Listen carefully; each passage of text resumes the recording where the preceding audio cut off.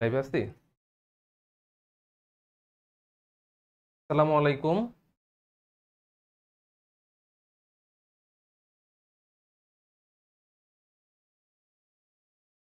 আসসালামু আলাইকুম। আমি জেডে সৈয়দ আহসানুল আন্নম। আপনারা দেখতে পাচ্ছেন একাডেমিতে সামনে আজকে এসেছি। কতজন আছে?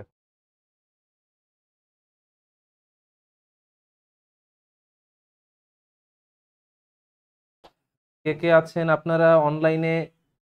এখনো পাচ্ছি না, একজন দেখছি। আমার কথা কি শোনা যাচ্ছে?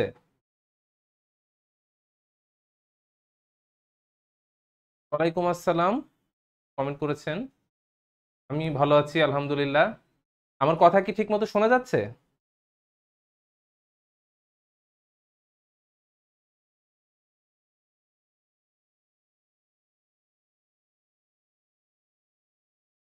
আচ্ছা আচ্ছা, থ্যাংক ইউ।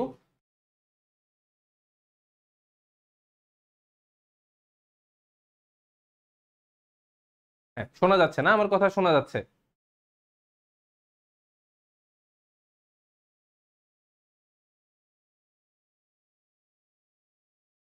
আচ্ছা। আসসালামু আলাইকুম। আমি জেডে সৈয়দ আহসানুল আন্নম। আমি সিনিয়র শিক্ষক সাফল্য একাডেমি। আজকে আপনাদের একটা খুব ইন্টারেস্টিং একটা বিষয় নিয়ে কথা বলবো। আপনারা যারা চাকরি প্রত্যাশী আছেন, আপনারা যারা বিসিএস লক্ষ্য নিয়ে আগাচ্ছেন, বা আপনারা যারা অন্য যে কোনো সরকারি জবের লক্ষ্য নিয়ে আগাচ্ছেন, তাদের কাছে কিছু জিনিস খুব ভীতিকর মনে হয়। যেমন আপনাদের সবার ক্ষেত্রে ম্যাথ, বিজ্ঞান, ইংরাজি এই জিনিসগুলোতে অনেক সময় দেখা যায় যে অনেক ভীতি কাজ করে। এবং কিছু কিছু বিষয় যেমন ধরেন আপনার বাংলাদেশ অ্যাফেয়ার্স, ভূগোল, আন্তর্জাতিক, আমরা মনে করি কি যে আমরা এটা তো পড়বো, এটা তো মুখস্থ করব, এটা তো আমরা বই দেখে পড়ে ফেলবো, আমাদের হয়ে যাবে সবকিছু। আসলে বিষয়টা কি, যখন আপনি যে কোনো বিষয় যখন আপনারা মনোযোগ দিয়ে দেখেন বা বোঝার চেষ্টা করেন, সেটা সব সময় আপনার মুখস্থের চেয়ে ব্রেনে বেশি লাস্টিং করে। এটা খুবই স্বাভাবিক একটা বিষয়। তো আমরা নর্মালি যেই ভুল কনসেপ্টটা নিয়ে আছি যে সাধারণ জ্ঞান বলেন বা ভূগোল বলেন বা বাংলা বলেন, এই বিষয়গুলো আমাদেরকে মুখস্থ করতে হয়। এই মুখস্থ করার যে টেন্ডেন্সি, তখন দেখা যায় কি এটার পিছনে আমরা অনেক বেশি সময় দেই। এবং যেই জিনিসগুলোতে আমাদের আসলেই বেশি সময় দেওয়া উচিত, যেমন ইংরাজি, অঙ্ক, কারণ এই জিনিসগুলোর কনসেপ্ট ক্লিয়ার থাকতে হয়। এই জিনিসগুলো আপনাদের বেসিকটা ক্লিয়ার করে। তো সেই জিনিসগুলোতে আমরা সময় কম দিই। তো আমরা যারা মুখস্থকে ভয় পাই, আবার এমনও অনেকে আছেন যে আমার মতো। আমি ব্যক্তিগতভাবে মুখস্থবিদ্যা অত্যন্ত অপছন্দ করি, কারণ আমার মনে থাকতো না কিছু। আমি খুবই এভারেজ ব্রেনের একজন মানুষ। আমি কখনোই কোনো কিছু মনে রাখতে পারতাম না। তো আমি যেই জিনিসটা করতাম, বা এই ধরনের বিষয়গুলোতে আমি যেই কাজটা করতাম, আমার চাকরি পাওয়ার ক্ষেত্রে যেই বিষয়টা দেখা যেত, যেইভাবে আমি প্রস্তুতি নিয়েছি, সেই কিছু ছোট ছোট বিষয়গুলো আপনাদের সাথে আজকে একটু শেয়ার করব। প্লাস আপনাদের অবশ্যই একটা লেকচার নিব। কি লেকচার নিব এখনো বলছি না, আমি বলবো। আপনারা অবশ্যই ছবিটা দেখেছেন, আমি ভূগোল নিয়ে কথা বলবো, কিন্তু এখানে একটা টুইস্ট আছে।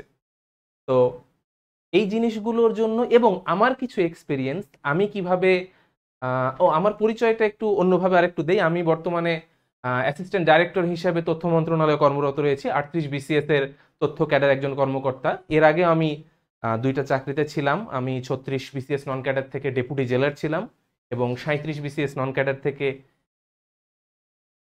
ট্যাক্স ইন্সপেক্টর ছিলাম। তো সেই চাকরিগুলো ছেড়ে আমি 38 থেকে তথ্য ক্যাডার পেয়েছি এবং সেখানে চলে এসেছি। তো আমার কিছু জার্নি এবং আপনাদের কিছু ইন্টারেস্টিং বিষয়, যেই জিনিসগুলো আপনাদের যে কোনো চাকরির প্রস্তুতির ক্ষেত্রে খুব গুরুত্বপূর্ণ এবং অবশ্য পালনীয়, এই বিষয়গুলো নিয়ে আমি কথা বলবো। তো আমরা স্লাইডে যাই। হ্যাঁ, আমি স্ক্রিনে দেখতে পাচ্ছি আমাকে সালাম দিয়েছেন, ওয়ালাইকুম আসসালাম। একটু দূরে, আমি নামগুলো পড়তে পারছি না, এটা আমার অপারগতা। আচ্ছা, একটু জুম করেন, তাহলে আমি নামগুলো পড়তে পারবো। মিষ্টি বিশ্বাস আদাব দিয়েছেন, কেমন আছেন? আলহামদুলিল্লাহ ভালো আছি। তাহমিনা আক্তার বলেছেন আসসালামু আলাইকুম স্যার। ওয়ালাইকুম আসসালাম। তারপরে মারুফুর রহমান রিমন সালাম দিয়েছেন, ওয়ালাইকুম আসসালাম। তো আমি আমার পরিচয় দিয়েছি, আমরা ক্লাসে যাই, আমরা আরো অনেক গল্প করব, অনেক কথা বলবো, আমাদের অনেক এক্সপিরিয়েন্স নিয়ে কথা বলবো এবং সর্বোপরি আরেকজন একটা কমেন্ট করছে, কমেন্ট কবে যে এমন একটা পরিচয় পাবো, এই যে এই বিষয়টা, এই যে আপনি যে বলছেন, ঠিক এই বিষয়টাই নিয়েই আমি আজকে কথা বলতে চাই আপনাদের, যে কিভাবে আপনারা এই পরিচয়টা পাবেন, বরঞ্চ এর চেয়ে আরো ভালো পরিচয় আপনারা নিজেকে পরিচিত করবেন। আমি আসি। আচ্ছা, আমাদের লেকচারের আজকে ছবিতে দেয়া আছে যে স্লাইডটা, কি বিষয় বলা আছে, যে আমি ভূগোল, পরিবেশ ও দুর্যোগ ব্যবস্থাপনা, আমি কথাটা এইভাবে পুরোটা লিখেছি কারণ বিসিএস এর সিলেবাসে এইভাবে আছে, সেই জন্য আমি এটা এইভাবে লিখেছি। কিন্তু আসলে আমি এই জিনিসটা নিয়ে শুধু কথা বলবো না, কথা বলবো একের ভিতর তিন। একের ভিতর তিন জিনিসটা কি? আচ্ছা, এস এম জসিম লিখেছেন, স্যার আসসালামু আলাইকুম। ওয়ালাইকুম আসসালাম। বয়স শেষের দিকে কি করব? হ্যাঁ জসিম, অবশ্যই এই বিষয় নিয়েও কথা বলবো, আপনাকে জানাবো। আহ, আমরা একটু ধারাবাহিকভাবে আসি, আমি আপনাকে বলছি। তবে একটা জিনিস বলি যে স্বপ্ন, মানুষ তার স্বপ্নের সমান বড়। আপনার যদি স্বপ্ন থাকে, আপনার স্বপ্ন সফল হবে। তবে স্বপ্ন ওইটা না যে আমরা জানি এপিজে আব্দুল কালাম কি বলেছেন, স্বপ্ন যেটা ঘুমিয়ে দেখেন সেটা সেটা কিন্তু স্বপ্ন না। স্বপ্ন হচ্ছে আপনারা যেটা আপনাকে ঘুমাতে দেয় না। কোডটা আমি একদম অ্যাকুরেটলি বলতে পারছি না, বাট কোডটার এটাই ছিল। আচ্ছা, একটু পানি হবে কি? থ্যাংক ইউ ভাই। এখন এই বিষয়টা নিয়ে আমরা আলাপ করব এবং আচ্ছা আরেকজন, এক মিনিট।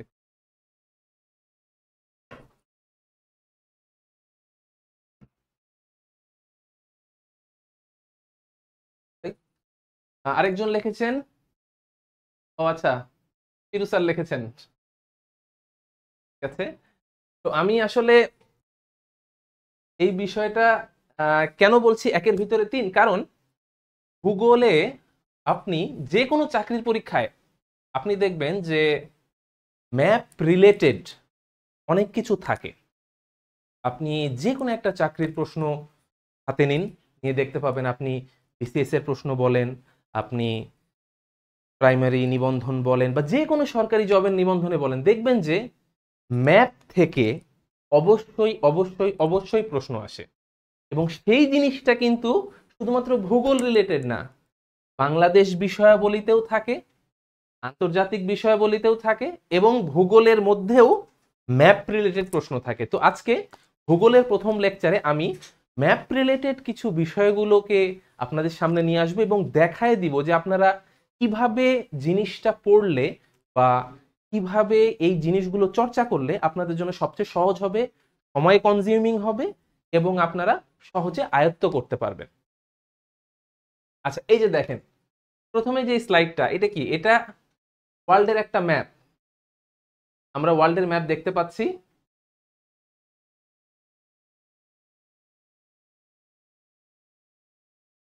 আচ্ছা আচ্ছা, একজন কমেন্ট করেছেন, কমেন্টটা একটু মনে হয় উপরে উঠে গেছে, আমি ঠিক দেখতে পাচ্ছি না। আচ্ছা, M M Salma, M Salma comment করেছেন, জি এমন পরিচয় শুনলে যেমন খুব ভালো লাগে, তেমনি খুব আফসোসও লাগে, আবার সাথে সাথে হতাশাও চলে আসে।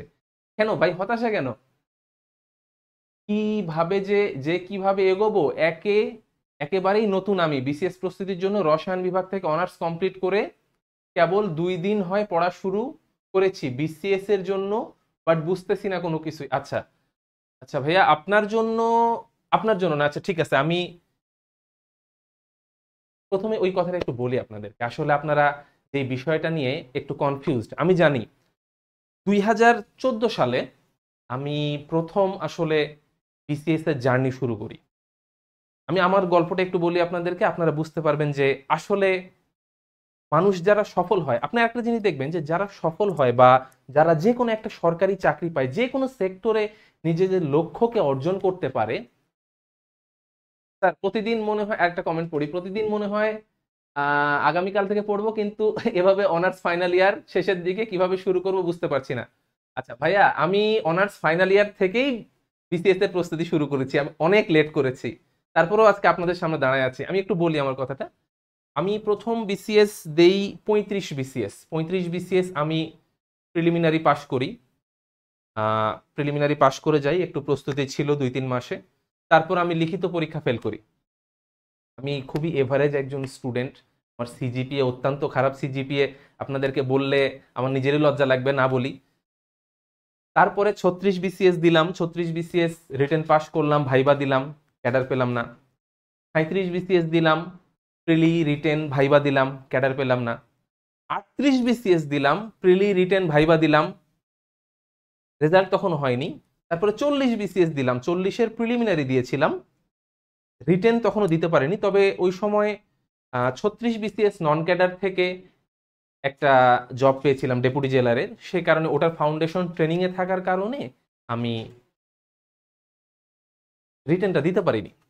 তো হয়তোবা আমার জার্নি ওখানেই শেষ হয়ে যেত, কিন্তু আল্লাহ তাআলা চেয়েছিলেন যে আমাকে সম্মানিত করতে চেয়েছিলেন, আমাকে বিসিএস ক্যাডার হিসাবে নির্ধারণ করেছিলেন, সে কারণেই হতে পেরেছি। তবে আপনারা একটা জিনিস কিন্তু খেয়াল করবেন যে আমি আমার 35 থেকে জার্নির কথা বলছি। 35 রিটেন ফেল, 36 ভাইভাতে নন কোয়ালিফাইড, 37 ভাইভাতে নন কোয়ালিফাইড, 38-এ গিয়ে পেয়েছি। আমি 2014 সালে বিসিএস এর জার্নি শুরু করেছি। 2021-এর 14ই ফেব্রুয়ারি আমি ক্যাডার হিসেবে তথ্য মন্ত্রণালয়ে যোগদান করি। কত বছরের জার্নি বলেন তো একটু? বলেন, আপনারা একটু বলেন, আমি কমেন্ট দেখতে চাই। আপনারা একটু বলেন কত বছরের জার্নি আমার বিসিএস এর ক্ষেত্রে, বিসিএস জয়েনিং এর আগ পর্যন্ত।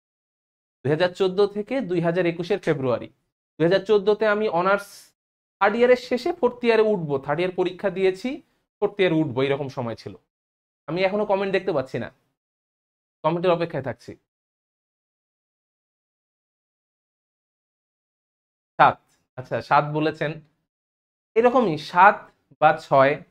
আপনারা একটু রেসপন্স করেন। আমি কিন্তু এখানে এমন মানে জ্ঞানগর্ভ কিছু আপনাদেরকে দিতে আসিনি আজকে। আমি এসেছি শুধুমাত্র অ্যাজ এ বিসিএস অ্যাপ্লিক্যান্ট হিসাবে আমি কি করেছিলাম এবং এই টপিকগুলোতে আমি কিভাবে প্রস্তুতি নিয়েছি সেই জিনিসটা আপনাদের সাথে শেয়ার করার জন্য।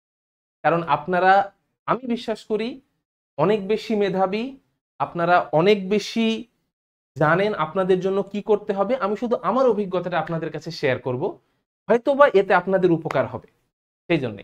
তো এই যে 6 বছর 7 বছর আপনারা বলছেন, বিসিএস বিষয়টা কি ভাইয়া, বা যে কোনো সরকারি চাকরির বিষয়টা কি, অনেক ধৈর্যের প্রয়োজন। যে কোনো বিষয় আমরা জানি, যে কোনো বিষয়ে যখন আমরা সফলতা অর্জন করতে চাই, তার পিছনে প্রচুর ত্যাগ প্রয়োজন, প্রচুর ত্যাগ প্রয়োজন। শর্টকাটে কোনো সফলতা হয় না, হয় না, হয় না। এই জিনিসটা প্রথমে মাথায় ঢুকায় নেন, এটা একদম সলিড কথা। আপনার হার্ডওয়ার্কের কোনো বিকল্প নাই, নাই, নাই।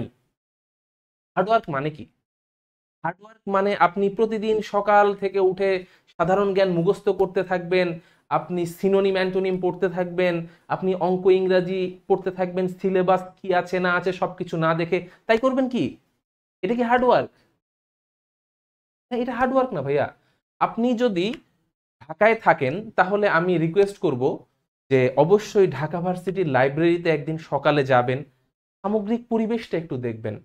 আপনি সেন্ট্রাল লাইব্রেরিতে একটু যাবেন, সামগ্রিক পরিবেশটা দেখবেন। বা আপনি যেখানেই আছেন, আপনি যেই জেলাতেই থাকেন, সেই জেলায় আপনাদের যে বিশ্ববিদ্যালয় আছে, যেই বা বিশ্ববিদ্যালয়ের পাশে আপনি থাকেন, ধরেন যে কোনো জেলায় আছেন, আপনার পাশে যে বিশ্ববিদ্যালয়টা, আপনি একটু কাইন্ডলি গিয়ে তার লাইব্রেরিতে যাবেন, একটু দেখবেন। হ্যাঁ, একজন ভাইয়া কমেন্ট করছে স্মার্ট ওয়ার্ক লাগবে। স্মার্ট ওয়ার্ক তো অবশ্যই লাগবে, কিন্তু স্মার্ট ওয়ার্কটা কিভাবে লাগবে, এইটা গুরুত্বপূর্ণ বিষয়।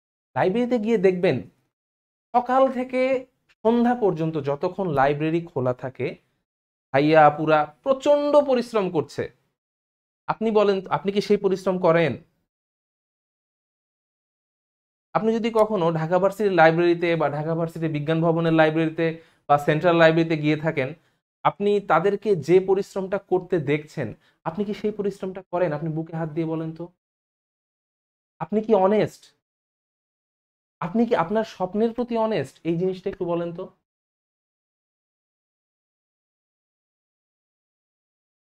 আমি ছিলাম না। কেন বলছি আমি ছিলাম? সত্য কথা। আমি অনেস্ট ছিলাম না। কিন্তু কিছু ধাক্কা আমাকে অনেস্ট বানিয়েছে।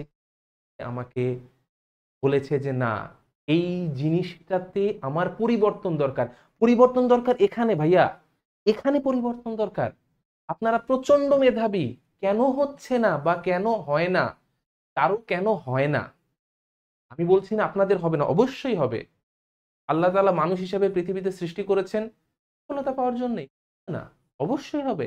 কিন্তু মাইন্ডসেট, আপনার চিন্তা শক্তি। হ্যাঁ, একজন ভাইয়া কমেন্ট করেছেন, ভাই 6 ঘন্টা প্লাস লাইব্রেরি থেকে পড়ে এসেছি মাত্র। ধৈর্য আছে আলহামদুলিল্লাহ। আলহামদুলিল্লাহ, আপনার ধৈর্য আছে, এটা খুবই খুবই খুবই একটা আশার ব্যাপার। কেন জানেন? অর্ধেক কাজ আপনাদের সবার সবসময় হওয়া আছে। কিভাবে? আপনারা সবাই মেধাবী। এটা সত্য কথা। এটা যে বলে যে আমার মেধা নাই, আমি মেধাবী না, মেধাবীরা পাচ্ছে, আমি পাচ্ছি না, এটা ভুল ধারণা। আল্লাহ তাআলা সবাইকে পর্যাপ্ত মেধা দিয়ে পৃথিবীতে এনেছে, পৃথিবীতে পাঠিয়েছে। এখন আপনারা সেই মেধাটাকে কতটুকু কিভাবে কাজে লাগাচ্ছেন, that is the main thing. আপনি যেটুকু কাজে লাগাবেন, যেভাবে কাজে লাগাবেন, সেভাবেই আপনি সফল হবেন। এখন যে বিষয়টা বললাম, এই যে ধৈর্য, ভাইয়া বলছেন যে ধৈর্য আছে। ধৈর্য যদি আপনার থাকে, আপনি মনে করেন যে 50% আপনার কাজ হয়ে গেছে, ডান। আপনি লিখিত নেন, আমি আপনাকে লিখিত দিব। 50% আপনার কাজ হয়ে গেছে। কেন জানেন? কারণ আপনার সেই ধৈর্যটা আছে। জেদ, জেদ প্রত্যেকের থাকে। আমাদের জেদটা, আমি অনেক কথা বলে ফেলছি, আসলে আমরা টপিকের মধ্যে এখনো যেতেই পারিনি। কারণ ভাইয়া আপু একটা প্রশ্ন করলো, ভাবলাম যে সেই কথাটা নিয়ে আগে 5 মিনিট বা 10 মিনিট আমি বলে নেই, তাহলে হয়তো বা আপনাদের বিষয়টা অনেকটা কনসেপ্ট ক্লিয়ার হবে। তো ধৈর্যটা যদি আপনার থাকে, আপনি 50% কাজ শেষ। বাকি 50% আপনার টেকনিকের উপর ডিপেন্ড। আপনি কিভাবে প্রস্তুতিটা নিচ্ছেন, দ্যাট ইজ ইম্পর্টেন্ট। আপনি কি প্রস্তুতি নিচ্ছেন সেটা ইম্পর্টেন্ট না। আপনার সফল হওয়ার জন্য আপনার চেষ্টাটা থাকতে হবে, লক্ষ্যটা থাকতে হবে, ধৈর্যটা থাকতে হবে। এখন একটু আসি, একটু স্লাইডে আসি। ও হ্যাঁ, আপনারা আপনারা একটা বিষয় একটু বলে নিই এখনই, যে আপনারা কাইন্ডলি এই যে আমাদের ফেসবুক লাইভটা হচ্ছে, এটা যতটা পারবেন একটু শেয়ার করবেন। একটা জিনিস একটু মনে রাখবেন, সেটা হচ্ছে যে জ্ঞান বলেন বা যে কোনো কথা বলেন, আমাদের শেয়ার করলে কিন্তু কখনো কমে না। আমরা শেয়ার করব যাতে এই বিষয়গুলো হয়তোবা কারো উপকার হবে, হয়তোবা কেউ ভালোভাবে নিবে, তাদের জীবনে একটা পরিবর্তন আসবে। চাকরির ক্ষেত্রে না হোক, জীবনে যে কোনো বিষয়ের ক্ষেত্রে পরিবর্তন খুব গুরুত্বপূর্ণ, খুবই গুরুত্বপূর্ণ। আচ্ছা ভাই, একটা ভাই একটু কমেন্ট করেছে, আমি একটু কমেন্টটা পড়ি কাইন্ডলি। ওটা একটু বড় কমেন্ট, আমি দেখতে পাচ্ছি না। আপনি হাল ছেড়ে দেননি, প্লাস সময় পেয়েছেন অনেক, কিন্তু আমরা যারা ন্যাশনাল থেকে অনার্স করেছি তাদের সেশন জটের কারণে সব সময় এখন খুব অল্প। এই সময়ে মধ্যে অনেক বেশি হার্ড ওয়ার্ক করতে হবে ভাইয়া। সময়টাতে সঠিক গাইডলাইনটা খুব প্রয়োজন, বুঝতে হবে কি পড়তে হবে আর কি কি বাদ দিতে হবে। হ্যাঁ, কি পড়তে হবে ভাইয়া সেটা ইম্পর্টেন্ট না। ইম্পর্টেন্ট কি জানেন? এই যে পরের কথাটা যেটা বলেছেন, কি বাদ দিতে হবে। প্রচুর জিনিস আছে, আপনি দুনিয়ার সব জ্ঞান, সব তথ্য আপনার মাথায় রাখতে পারবেন না, সম্ভব না। এটা সবার জন্য বলছি। সব তথ্য আপনি মাথায় রাখতে পারবেন না, আপনাকে বেছে বেছে জানতে হবে, বেছে বেছে পড়তে হবে, তাহলেই আপনি পর্যাপ্ত জিনিস মাথায় আনতে পারবেন। আমি এই স্লাইডটা আজকে ওই জন্য এইভাবে তৈরি করেছি এবং আপনাদেরকে একটু দেখাচ্ছি। দেখেন, একটু স্লাইডে আসি, আমরা অনেক কথা বলে ফেললাম। এই যে দেখেন, ওয়ার্ল্ডের ম্যাপ দেখতে পাচ্ছেন? ক্লিয়ার? কি ম্যাপটা কি বোঝা যাচ্ছে? আচ্ছা, আরেক ভাইয়া কমেন্ট করেছেন, স্যার কখন যে একটা চাকরি হবে। অবশ্যই চাকরি হবে ভাইয়া। চাকরি কেন হবে না? চাকরি তো মানুষের জন্যই। আমরা সবাই মানুষ, কেন চাকরি হবে না?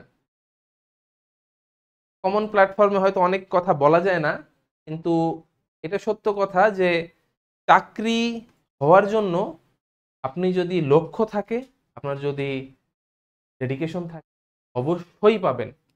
আমাকে আমার এক গুরুজন একটা কথা বলেছিলেন যে তুমি যদি চাঁদের দিকে তাকিয়ে গুলি করো, তোমার গুলিটা কিছু না হলেও কিন্তু গাছ পার হবে। বট গাছ বা যে কোনো গাছ বলেন, গাছের উপরে যাবে। তাহলে এই যে আরেক ভাই বলেছেন স্যার পড়ানো শুরু করেন, হ্যাঁ পড়ানো শুরু করি, অধৈর্য হয়ে যাচ্ছি আমরা। আচ্ছা, এই যে ম্যাপটা দেখছেন, এখন এই যে ম্যাপটা দেখেন, ম্যাপে কি বলা আছে? এই ম্যাপটা কিসের? ওয়ার্ল্ড ম্যাপ, আমরা জানি। আপনি কি বিলিভ করবেন এই ম্যাপে, ম্যাপ আরো ডিটেল অনেক ম্যাপ আছে, অনেক ডিটেল ম্যাপ আপনারা অনলাইনে পাবেন বা হার্ড কপি পাবেন। সেই ম্যাপগুলো এসসি এর যে সিলেবাস, আল্লাহর দুনিয়ায় সবই আছে, মনে হয় আজীবন পড়েও সিলেবাস শেষ হবে না, দেখেই ভয় লাগে। সেটা আমি বলছি ভাই, কেন ভয় লাগবে? ভয়কে জয় করার জন্যই আমরা আছি আপনাদের পাশে। আমরা চেষ্টা করব আমাদের অভিজ্ঞতা দিয়ে আপনার ভয়কে জয় করার জন্য। তো এই যে ম্যাপটা আপনারা দেখতে পাচ্ছেন, এই ম্যাপে, ম্যাপটা আমি কেন স্লাইডে রেখেছি, এই ম্যাপে আমাকে কি দেখ, এই ম্যাপে, শুধুমাত্র এই ম্যাপে এখন যে তথ্যগুলো আছে, আপনারা যদি 100 মার্কের একটা যে কোনো একটা চাকরির পরীক্ষা কল্পনা করেন, সেখানে কম করে হলেও 5 থেকে 6 মার্ক এখন আপনার স্ক্রিনে আছে। আমরা বলি আমাদের তথ্য অনেক অনেক মোটা মোটা, আমরা বই পড়ি, আমরা বিভিন্ন প্রকাশনীর বই পড়ি, আমি নাম বলছি না, বিভিন্ন প্রকাশনীর বই পড়ি, বিভিন্ন জব সলিউশন পড়ছি, অনেক কিছু পড়ছি আমরা। কিন্তু আমাদের আসলে যেই জিনিসগুলো প্রয়োজন, যেমন আমি একটা সিম্পল উদাহরণ দেই, এই যে দেখেন, অনেক সময় দেখেন, আমি এটা এক্সাম্পল হিসেবে বলছি, যে কি আসে পরীক্ষায়, বিভিন্ন প্রণালী নিয়ে আসে। এই যে দেখেন, এখানে, এই যে এখানে প্রণালী, কি প্রণালী, শ্রীলঙ্কা ভারতের মধ্যে দিয়ে যে প্রণালীটা আছে, যে বিভাজন করেছে যে প্রণালীটা, সেইটা। আমেরিকা রাশিয়াকে বিভাজন করেছে যেই প্রণালীটা, সেইটা। আমরা আফ্রিকা থেকে ইউরোপের বিভাজন, আফ্রিকা থেকে এশিয়ার বিভাজন, আমরা কিন্তু বইয়ে মুখস্থ করতে করতে করতে করতে অনেক মুখস্থ করি, মনে থাকে না। কেন মনে থাকে না? কারণ আমরা যেই ইফেক্টিভ ওয়েটা আছে আপনার কোনো বিষয় মনে রাখার জন্য, সেই ইফেক্টিভ ওয়েটা ব্যবহার করি না। ইফেক্টিভ ওয়েটা হচ্ছে চোখের সামনে রাখা সবসময়। আমি এক্ষেত্রে 2টা কাজ করেছি, আপনাদের সাথে শেয়ার করি। সেটা হচ্ছে বাংলাদেশের ম্যাপ, ডিটেলস ম্যাপ, যেটা প্রশাসনিক ম্যাপ আছে, যেমন আমি এখানে একটা এনেছি, এই যে এখানে একটা আছে বাংলাদেশের ম্যাপ, এরকম আরো ডিটেলস অনেক ম্যাপ আছে সাইডে, এবং আপনার বিশ্বের একটা ম্যাপ, ওয়ার্ল্ড ম্যাপ। এই 2টা ম্যাপ যে কোনো চাকরি প্রত্যাশীর জন্য নিজের কাছে রাখা বাধ্যতামূলক, বাধ্যতামূলক। এবং আপনারা বেশি না, প্রতিদিন যদি 10 মিনিট 10 মিনিট 20 মিনিট ম্যাপের পিছনে দেন, আপনি বাংলাদেশ এর ম্যাপের পিছনে আপনি 10 মিনিট দেন, আপনি বিশ্ব ম্যাপের পিছনে, পৃথিবীর ম্যাপের পিছনে 10 মিনিট দিবেন। আপনি সকালে 10 মিনিট দিলেন বিশ্বের ম্যাপের পিছনে, বিকালে আপনি বাংলাদেশের ম্যাপের পিছনে 10 মিনিট দিলেন, জাস্ট 10 মিনিট। 10 মিনিট আপনি কি করবেন? আপনি প্রতিদিন যদি 10 মিনিট করে দেন, আপনি দেখেন আপনার মাসে কয় মিনিট হচ্ছে, 30 × 10 300 মিনিট বাংলাদেশ অ্যাফেয়ার্সের পিছনে দিয়েছেন, ম্যাপের পিছনে। 300 মিনিট আন্তর্জাতিক অ্যাফেয়ার্সের ম্যাপের পিছনে দিয়েছেন। এখন আপনি আপনি একটা ছোট্ট, 2টা ছোট্ট খাতা রাখবেন বা নোটপ্যাড, যেটাই আপনি রাখেন কাছে, রাখবেন। একটাতে আপনি বাংলাদেশের তথ্যগুলো লিখবেন, একটাতে আন্তর্জাতিক তথ্য তথ্য লিখবেন। আপনার যা মন চায় আপনি তাই লিখবেন। এই যা মন চায়টা কি? আপনি আজকে সকালে ধরেন আন্তর্জাতিক ম্যাপ নিয়ে আপনি বসে, আপনি তখন কি করবেন? আপনার মন চাচ্ছে, আপনি লিখছেন, এই যে এখানে গ্রিনল্যান্ডটা আছে, গ্রিনল্যান্ড আছে না, গ্রিনল্যান্ডের পাশে এই যে এখানে একটা সাগর দেখছি, সাগরটার নাম কি? লিখলেন। আপনি গ্রিনল্যান্ড নিয়ে চিন্তা করছেন, আজকে 10 মিনিট আপনি শুধু গ্রিনল্যান্ড নিয়ে ভাববেন, এই যে এখানে কি আছে। আচ্ছা, এই ম্যাপটা হয়তো অত ডিটেলস নেই, আরো ডিটেলস ম্যাপ যখন আপনারা হার্ড কপি নিবেন তখন আরো দেখতে পারবেন এটার এই পাশে কি আছে। আচ্ছা, ম্যাপটা, গ্রিনল্যান্ডটা কোন মহাসাগরের মধ্যে অবস্থিত?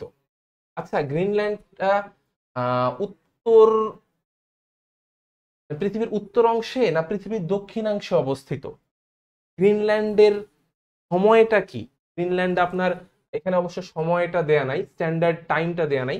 গ্রিনল্যান্ডের আপনার যে স্ট্যান্ডার্ড টাইমটা কত, গ্রিনিচ মান সময়টা কত?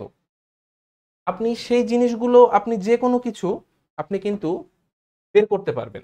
তো এই যে জিনিসটা, সেই জিনিসটা আপনার যে কোনো 10 মিনিট দেন, আপনি আজকে 10 মিনিট গ্রিনল্যান্ডে দিলেন, আপনি দেখেন গ্রিনল্যান্ড সম্পর্কে আপনার খাতায় দেখেন 10 মিনিট, জাস্ট 10 মিনিট, আপনার এর বেশি দরকার নাই।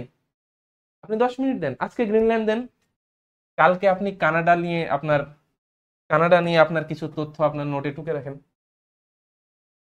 যা দেখতে পান ম্যাপে, আপনার ভাই বই পড়ার দরকার নাই, আপনার মানে কোনো কিছু মুখস্থ করার দরকার নেই, আপনি যা দেখছেন একটু টুকায় রাখেন। আপনি পরের দিন যুক্তরাষ্ট্র নিয়ে 10 মিনিটে কিন্তু এটার আশেপাশে যা আছে সব কিন্তু লেখা হয়ে যাবে। এটা দেখবেন যে কানাডা এই যে রাশিয়ার পরে দ্বিতীয় সবচেয়ে বড় দেশ, তারপরে তার পাশে যে এই উপসাগর, সাগর আছে, ল্যাব্রাডার সাগর আছে, ভিতরে যে হাডসন সাগর আছে, তারপরে যুক্তরাষ্ট্রের সাথে আপনার হচ্ছে সীমান্ত কোথায় আছে, তারপরে হচ্ছে আহ, এই যে এই পাশে প্রশান্ত মহাসাগর, তারপরে এই পাশে আটলান্টিক মহাসাগর। আপনি জাস্ট আপনার যে তথ্যটা মাথায় আসে সেই তথ্যটা লিখেন, 10 মিনিট, বেশি না ভাইয়া। দেখবেন আপনি 1 মাস করেন, আপনি দেখবেন যে এই ম্যাপের আপনি 70 to 80% জিনিস মুখস্থ হয়ে গেছে। আপনাকে পড়তে হবে না বই, আপনাকে মুখস্থ, সবচেয়ে সহজ বুদ্ধি, আপনার 70 to 80% মুখস্থ হয়ে গেছে। বিলিভ মি, আপনি দেখেন, আপনি 1 মাস করেন, 1 মাস পরে আমাকে বলবেন যে এই কাজটা কতটা ইফেক্টিভ। সেম ভাবে আমরা বাংলাদেশের ম্যাপের ক্ষেত্রেও একই কথাই বলবো। বাংলাদেশের ম্যাপে আপনি 10 মিনিট সময় দিবেন, দেখবেন যে আপনারা কতটা এই বিষয়টা নিয়ে জানছেন। তাহলে আমরা এখন একটু আগাই বিষয়টা নিয়ে। এটা হচ্ছে যে আরেকটা বিষয়, ম্যাপ আমরা কিভাবে পড়বো। ম্যাপ পড়ার ক্ষেত্রে একটা গুরুত্বপূর্ণ বিষয় হচ্ছে এই যে ম্যাপের যে বেসিক জিনিসগুলো সেগুলো একটু জানতে হবে। কি সুমেরু কাকে বলে, ম্যাপ পড়ার ক্ষেত্রে কিভাবে ম্যাপটা পড়বেন সেটার জন্য এটা খুব ইম্পর্টেন্ট। সুমেরু কাকে বলে, সুমেরু জিনিসটা কি, কুমেরু কাকে বলে। আমরা জানি সুমেরু কি, উত্তর মেরু হচ্ছে সুমেরু, দক্ষিণ মেরু হচ্ছে কুমেরু। এক ছবিতে যতটুকু, আপনারা একটা জিনিস মনে রাখবেন, যে কোনো প্রিলিমিনারি, সবার আগে হবে প্রিলিমিনারি পরীক্ষা। প্রিলিমিনারি পরীক্ষাতে আপনাকে কখনো কোনো কিছু লিখতে বলবে না, আপনার উত্তর দেয়া আছে ওখানে, আপনি সঠিক উত্তরটা শুধু বাছাই করে গোল পূরণ করবেন। এটার জন্য আপনাকে অগাধ জানতে হবে না, আপনাকে শুধু এটা জানতে হবে যে কোনটা ভুল উত্তর সেটা বাদ দিবেন। সহজ সিস্টেম, ভুল উত্তর বাদ দিবেন, কোনটা ভুল উত্তর সেটা বাদ, তারপরে দেখবেন শর্টলিস্ট করে দেখবেন যে আপনি সঠিক উত্তরে চলে আসেন। আমি এভাবে কাজ করতাম যে কোনটা কোনটা ভুল উত্তর হতে পারে সেটা আমি বাদ দিব। আমি একটু বলি, আপনারা বুঝতে পারবেন বিষয়টা আরো কিভাবে হয়েছে। তার আগে আমি একটু ম্যাপের বিষয়টা জানাই আপনাদেরকে। আমরা বললাম সুমেরু হচ্ছে উত্তর মেরু, কুমেরু হচ্ছে দক্ষিণ মেরু। এখন দেখেন পৃথিবীর ঠিক মাঝ বরাবর একটি রেখা চলে গেছে, এটাকে আমরা বলি হচ্ছে নিরক্ষরেখা। বোঝার জন্য মুখস্থ করতে হবে না, জিনিসটা বুঝতে হবে, তাহলে আপনার পরীক্ষায় এই রিলেটেড প্রশ্নগুলো হবে, আপনার মাথায় থাকবে। নিরক্ষরেখা কি, 0 ডিগ্রি অক্ষাংশ, মনে রাখতে হবে 0 ডিগ্রি অক্ষাংশ হচ্ছে নিরক্ষরেখা। এটা পৃথিবীর ঠিক মাঝ বরাবর পূর্ব থেকে পশ্চিম 0 ডিগ্রি অক্ষাংশ। এখন আমি যদি একটু উপরে যাই, একটু নিচে যাই, উপরে যদি আমি কোথায় যাই, উপরে দেখেন 23.5 ডিগ্রি উত্তর অক্ষাংশে খুব গুরুত্বপূর্ণ রেখা আছে, এটা হচ্ছে কর্কট ক্রান্তি। ঠিক সেম ভাবে 23.5 ডিগ্রি দক্ষিণ অক্ষাংশে আরেকটি গুরুত্বপূর্ণ রেখা আছে, সেটা হচ্ছে মকর ক্রান্তি রেখা। এখানে দেখেন আপনার অবজেক্টিভ আসতে পারে কর্কট ক্রান্তি রেখা কত ডিগ্রি অক্ষাংশে অবস্থিত। 23.5 ডিগ্রি উত্তর, 23.5 ডিগ্রি দক্ষিণ, 0 ডিগ্রি, এই যে 63.2 ডিগ্রি। এখন আপনার যদি ম্যাপের কনসেপ্টটা ক্লিয়ার থাকে, মুখস্থ করার দরকার নাই তো, আপনি চোখের সামনে ম্যাপটা রাখবেন, এই উত্তরগুলো আপনার সামনে দেওয়া আছে, আপনি আপনার মাথা বলে দিবে যে কোনটা সঠিক কোনটা সঠিক নয়, করতে হবে। ঠিক সেম দেখেন কর্কট ক্রান্তি আমি বললাম, মকর ক্রান্তি বললাম, এই যে সুমেরু বৃত্ত, সুমেরু বৃত্ত বিষয়টা হচ্ছে দেখেন ঠিক সেম ভাবে কর্কট ক্রান্তির মতো আরেকটা ইম্পর্টেন্ট রেখা আছে 66.5 ডিগ্রি উত্তর অক্ষাংশে এবং 66.5 ডিগ্রি দক্ষিণ অক্ষাংশে রয়েছে সুমেরু বৃত্ত। এগুলো হচ্ছে কিছু বেসিক জিনিস, যে জিনিসগুলো আপনাদের একটু মাথায় রাখতে হবে যে কোনো ম্যাপ পড়ার ক্ষেত্রে, এবং এখান থেকেও অনেক গুরুত্বপূর্ণ প্রশ্ন হয়। যেমন আরেকটা বিষয়, আমরা জানি পৃথিবী সূর্যের দিকে হেলে থাকে, এবং হেলে থাকার ফলে যখন উত্তর গোলার্ধে, এই যে এটা হচ্ছে উত্তর গোলার্ধ, এটা হচ্ছে দক্ষিণ গোলার্ধ, যখন উত্তর গোলার্ধে দিন থাকে বা গ্রীষ্মকাল থাকে, যেমন উত্তর গোলার্ধে আমরা আছি, গ্রীষ্মকাল আমাদের বাংলাদেশের মাঝ বরাবর দিয়ে কর্কটক্রান্তি রেখা চলে গেছে, আমি সেই বিষয়টা আসবো, আপনাকে বলবো পরে। তো এই সময় ঠিক এই ডিগ্রি রেখার উপরে সূর্যটা লম্ব ভাবে থাকে, দ্যাটস ওয়াই এইটা রেখাটা ইম্পর্টেন্ট। এবং দক্ষিণ গোলার্ধের ক্ষেত্রেও যখন দক্ষিণ গোলার্ধে গ্রীষ্মকাল থাকে, এই রেখাটার উপরেই আপনার লম্বভাবে থাকে, সুতরাং এই দক্ষিণ গোলার্ধটাও ইম্পর্টেন্ট। একটু বেসিকটা দিন। আরেকটা বিষয় আছে এখানে, এই যে মূল মধ্যরেখা, এই যে এই পাশে, এটা হচ্ছে আপনি যখন পৃথিবীকে পৃথিবীকে যখন আপনি পূর্ব পশ্চিমে রেখা টেনে মাঝ বরাবর তো আমি বিভক্ত করলাম, এখন আমি যদি কুমেরু এবং কুমেরুকে একটি রেখা দ্বারা সংযোগ করি, একটি রেখা সংযোগ করা আছে, এটা হচ্ছে মূল মধ্যরেখা, 0 ডিগ্রি দ্রাঘিমা। 0 ডিগ্রি দ্রাঘিমা, দ্রাঘিমা অক্ষাংশ বিষয়টা আসছি, 0 ডিগ্রি দ্রাঘিমা। এখন এটার পাশ দিয়ে আরো অনেক দ্রাঘিমা আছে, অনেক ডিটেলস এর বিষয় আছে, এগুলা আমরা জানি। এই যে এখানে ডিগ্রি বাড়তে থাকবে, যেমন এখানে দেখেন উত্তরে গেলে ডিগ্রি বাড়ছে, এদিকে ডিগ্রি বাড়ছে দক্ষিণ, তেমনি এই মূল মধ্যরেখার ডানে গেলেও ডিগ্রি বাড়বে, বামে গেলেও ডিগ্রি বাড়বে, ডানে বামে। এবং এটা এই পাশের ডিগ্রি 180 ডিগ্রি, আমরা এটাকে একটা গোলক হিসেবে চিন্তা করি, এই পাশ দিয়েও ডিগ্রি আমরা 180 ডিগ্রি। সুতরাং একটা আমরা জানি একটা গোলকের 360 ডিগ্রি, 60 ডিগ্রিকে বিভক্ত হয়। তো এইভাবে আমরা দেখি পরের বিষয়টা, এই মূল মধ্যরেখাটা আরো কি, যখন এই যে আরেকটু নেক্সট স্লাইডে যাব, ডিটেলস আপনারা দেখতে পাবেন। আচ্ছা, একজন ভাইয়া কমেন্ট করেছে, আমাদের মূল মধ্যরেখা কি বাঁকা থাকে নাকি মাঝ দিয়ে যায় স্যার? মূল মধ্যরেখা বিষয়টা কি, পৃথিবীটা তো গোল ভাইয়া, পৃথিবীটা গোল না, এতে তো কোনো ডাউট নাই। এখন আপনি গোল কোনো বস্তুর উপর আপনি যে কোনো ভাবেই রেখা দেন, রেখাটা তো বাঁকা হয়, বাঁকা হয় না? আমাদের দেখার উপরে ডিপেন্ড করে। এই যে এই রেখাটা, পৃথিবীটা তো গোল, আপনার গোল রেখার আপনি যেখান দিয়েই রেখা টানেন, গোলক চিন্তা করেন, রেখাটা বাঁকা হবেই। এটা সাইডে এইভাবে দেখানোর কারণ হচ্ছে এটা বোঝার সুবিধার্থে আমাদের এটা। আর এখানে যে গ্রিনিচ মানমন্দিরের বিষয় আছে, আপনারা সবাই জানেন গ্রিনিচ মিন টাইম, যেটাকে স্ট্যান্ডার্ড টাইম ধরে হিসাব করা হয়, এটা গ্রিনিচ সময়। এটা এখন বিস্তারিত বলতে গেলে অনেক সময় চলে যাবে, আপনারা জাস্ট জেনে রাখেন যে এটা হচ্ছে লন্ডনের শহরে অবস্থিত, লন্ডনে অবস্থিত। তারপরে হচ্ছে, আচ্ছা এই যে সেকেন্ড স্লাইডটা দেখি, এই যে দেখেন এই যে গোলকটা একটু চিন্তা করেন, আমি একটু সরে আসি, স্ক্রিন থেকে সরে আসি, আপনারা একটু দেখেন। এই যে দেখেন এই যে গোলকটা দেখেন, এখানে এই যে কর্কট ক্রান্তি রেখাটা দেখেন, এখানে দেখেন আবার গোলকটাকে একটু উপরের অ্যাঙ্গেল থেকে দেখিয়েছে, সেই কারণে দেখেন এখানে আপনারা দেখতে পাচ্ছেন যে আহ অক্ষরেখাগুলোও বাঁকা। ওখানে দেখেছেন না অক্ষরেখা সোজা, এই যে ভাইয়া একটা জিজ্ঞেস করলো, এখানে দেখেন অক্ষরেখাগুলোও বাঁকা দেখাচ্ছে। এটা আপনার দেখার দৃষ্টিভঙ্গির উপরে ডিপেন্ড করবে যে আপনি কিভাবে দেখছেন। এই যে ভাই নিরক্ষরেখা বাঁকা হলো না কেন, এই যে দেখেন আমি যদি এই অ্যাঙ্গেল থেকে দেখি নিরক্ষরেখাও বাঁকা, দেখেন এই যে নিরক্ষরেখা বাঁকা, এই কারণে আমি স্লাইডটি রেখেছি যে দেখেন এখানে নিরক্ষরেখাও বাঁকা। প্রত্যেকটা আপনি গোলকের উপরে যে রেখা, আপনি একটা যে কোনো একটা বল নেন হাতে, যে কোনো টেনিস বল নেন বা যে কোনো বল নেন, বলের উপর দিয়ে কলম দিয়ে দাগ দেন তো এপাশ থেকে ওপাশ আপনার বাঁকা রেখা হবে না? পৃথিবীটা তো একটা বলের মতো, সেটা চারপাশ দিয়ে যখন আপনি লিখবেন তো সেটা তো বাঁকাই হবে, খুবই স্বাভাবিক ব্যাপার।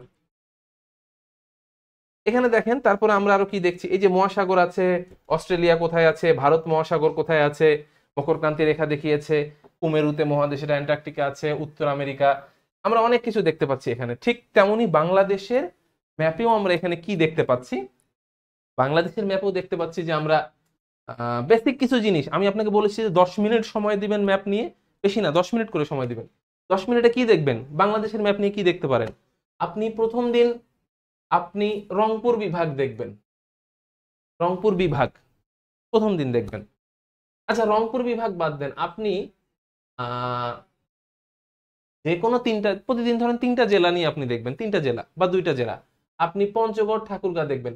এখন আপনি কি দেখবেন, এই ম্যাপটা যেহেতু ডিটেলস না, আরো ডিটেলস ম্যাপ আছে, ওখানে আপনি দেখতে পাবেন পঞ্চগড়ে কোথায় স্থলবন্দর আছে, ঠাকুরগাঁয়ে কোথায় স্থলবন্দর আছে, ঠাকুরগাঁর সাথে দেখেন কোন কোন জেলার আপনার বর্ডার আছে, দিনাজপুরের বর্ডার আছে, ঠাকুরগাঁয়ে কোন কোন গুরুত্বপূর্ণ নদী প্রবাহিত হয়, যখন আপনার হার্ড কপির ম্যাপ নেবেন ওখানে দেখবেন সব ডিটেলস আছে।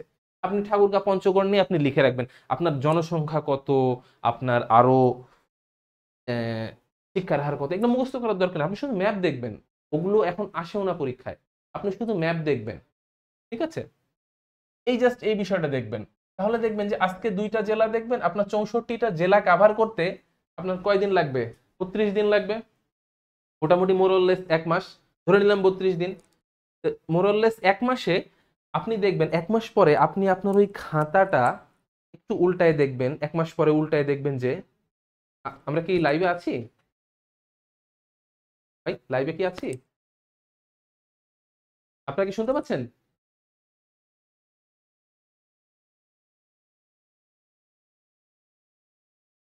আমার কথা কি শুনতে পাচ্ছেন? আচ্ছা, থ্যাংক ইউ। তো 34 দিন পরে, আপনি 32 দিন পরে আপনি দেখবেন যে অনেক কিছু আপনার ওই খাতার ভিতরে আছে, যেইটা যে কোনো একটা বই থেকে অনেক বেশি ইম্পর্টেন্ট। এবং আপনি ওই জিনিসটাই আপনি রিপিট করবেন, ওই জিনিসটাই রিপিট করবেন। আবার আপনি নেক্সট মান্থে আপনি আবার ম্যাপ শুরু করবেন 10 মিনিট। এখন একটু খেয়াল করবেন, ওই খাতাটা প্লাস আপনি ম্যাপটা নেবেন হাতে নেক্সট মান্থে, নিয়ে দেখবেন ওই 10 মিনিটে আপনি এই জেলা সম্পর্কে কি বাদ দিয়েছেন গুরুত্বপূর্ণ আপনার মনে হয়, যে যেটা আপনার অ্যাড করা উচিত। অ্যাড করা উচিত এটা কিভাবে করবেন? আপনি যখন খাতায় লিখবেন, আপনি 10 মিনিটে সর্বোচ্চ কতটুকু লিখতে পারবেন? আপনি 1 পেজ বা 2 পেজ লিখতে পারবেন। আপনি প্রত্যেকটা জেলার জন্য 3টা করে পৃষ্ঠা ছাড়েন, 3টা পৃষ্ঠা। আপনি ধরেন পঞ্চগড় নিয়ে লিখছেন, আপনি 3 পৃষ্ঠা লিখবেন। আপনি ধরেন ঠাকুরগাঁও নিয়ে লিখছেন, 3 পৃষ্ঠা ফাঁকা রাখবেন। আপনি যতটুকু লিখতে পারেন লিখবেন, বাকিটা ফাঁকা রাখবেন।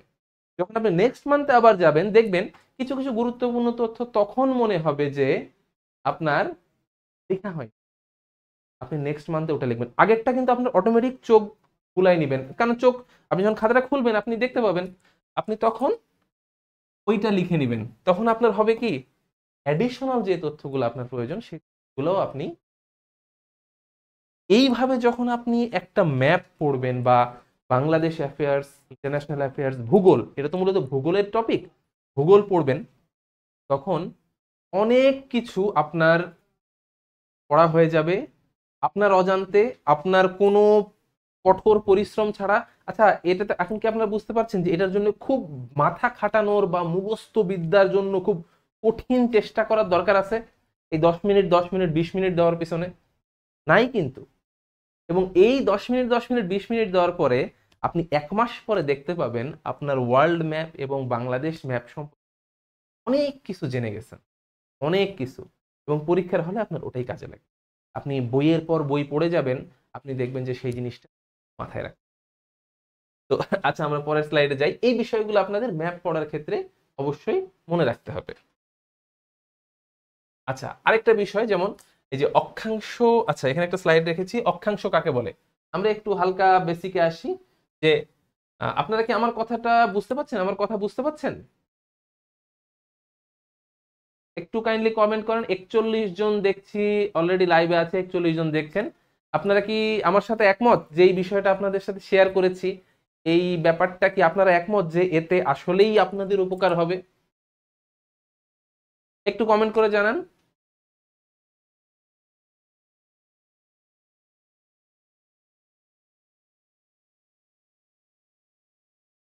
আচ্ছা, হ্যাঁ, একজন লিখেছেন বুঝতে পারছি স্যার। আচ্ছা, না, আমি জানতে চাচ্ছি যে এতে আপনার কি মনে হয় যে এটা কি আপনাদের জন্য উপকারী হবে কিনা? কারণ পড়ার বিষয় কিন্তু আমি এই কথাগুলো কেন বেশি বলছি, ভাইয়া, আপনি যে কোনো বইয়ে আপনি কিন্তু পড়তে পারবেন। আপনার ভাই বইয়ের অভাব নাই, সোর্স ম্যাটেরিয়ালস এর অভাব নাই। আমি এখানে লেকচার, ঘন্টার পর ঘন্টা লেকচার দিয়ে আপনার মাথায় ঢুকাইতে পারবো না বিষয়গুলা, সম্ভব না। আপনি প্রচুর সোর্স পাবেন, এখন ইন্টারনেটের যুগ, আপনারা বই পাবেন, আপনার ইন্টারনেটে তথ্য পাবেন, এই জিনিসগুলো আপনারা কিন্তু কাজে লাগাইতে পারবেন। কিন্তু আমি এখানে কিভাবে পড়বেন এটা আপনাকে দেখায় দেওয়ার জন্যই এসেছি। পড়ার কাজ আপনাদের, এটা কিভাবে পড়বেন এইটা গুরুত্বপূর্ণ। ওই যে প্রথমে বলেছিলাম যে হার্ডওয়ার্ক কিন্তু সবাই করে ভাইয়া, হার্ডওয়ার্ক সবাই করে, কিন্তু আপনি কিভাবে কাজ করলে আপনার সময়টাকে প্রপার ইউটিলাইজ করতে পারবেন, আপনার কিভাবে কাজ করলে আপনি আর 10 জনের থেকে এগিয়ে যেতে পারবেন, এইটা বলার জন্যই আমি আছি। তো এখানে দেখি নিরক্ষরেখা থেকে উত্তরে বা দক্ষিণে কোন স্থানের কৌণিক দূরত্বকে ওই স্থানের অক্ষাংশ বলে। আমরা দেখেছি কি অক্ষাংশ জিনিসটা কি, জাস্ট বেসিক জিনিস, শুনে নেন, মুখস্থ করার কোনো দরকার নাই।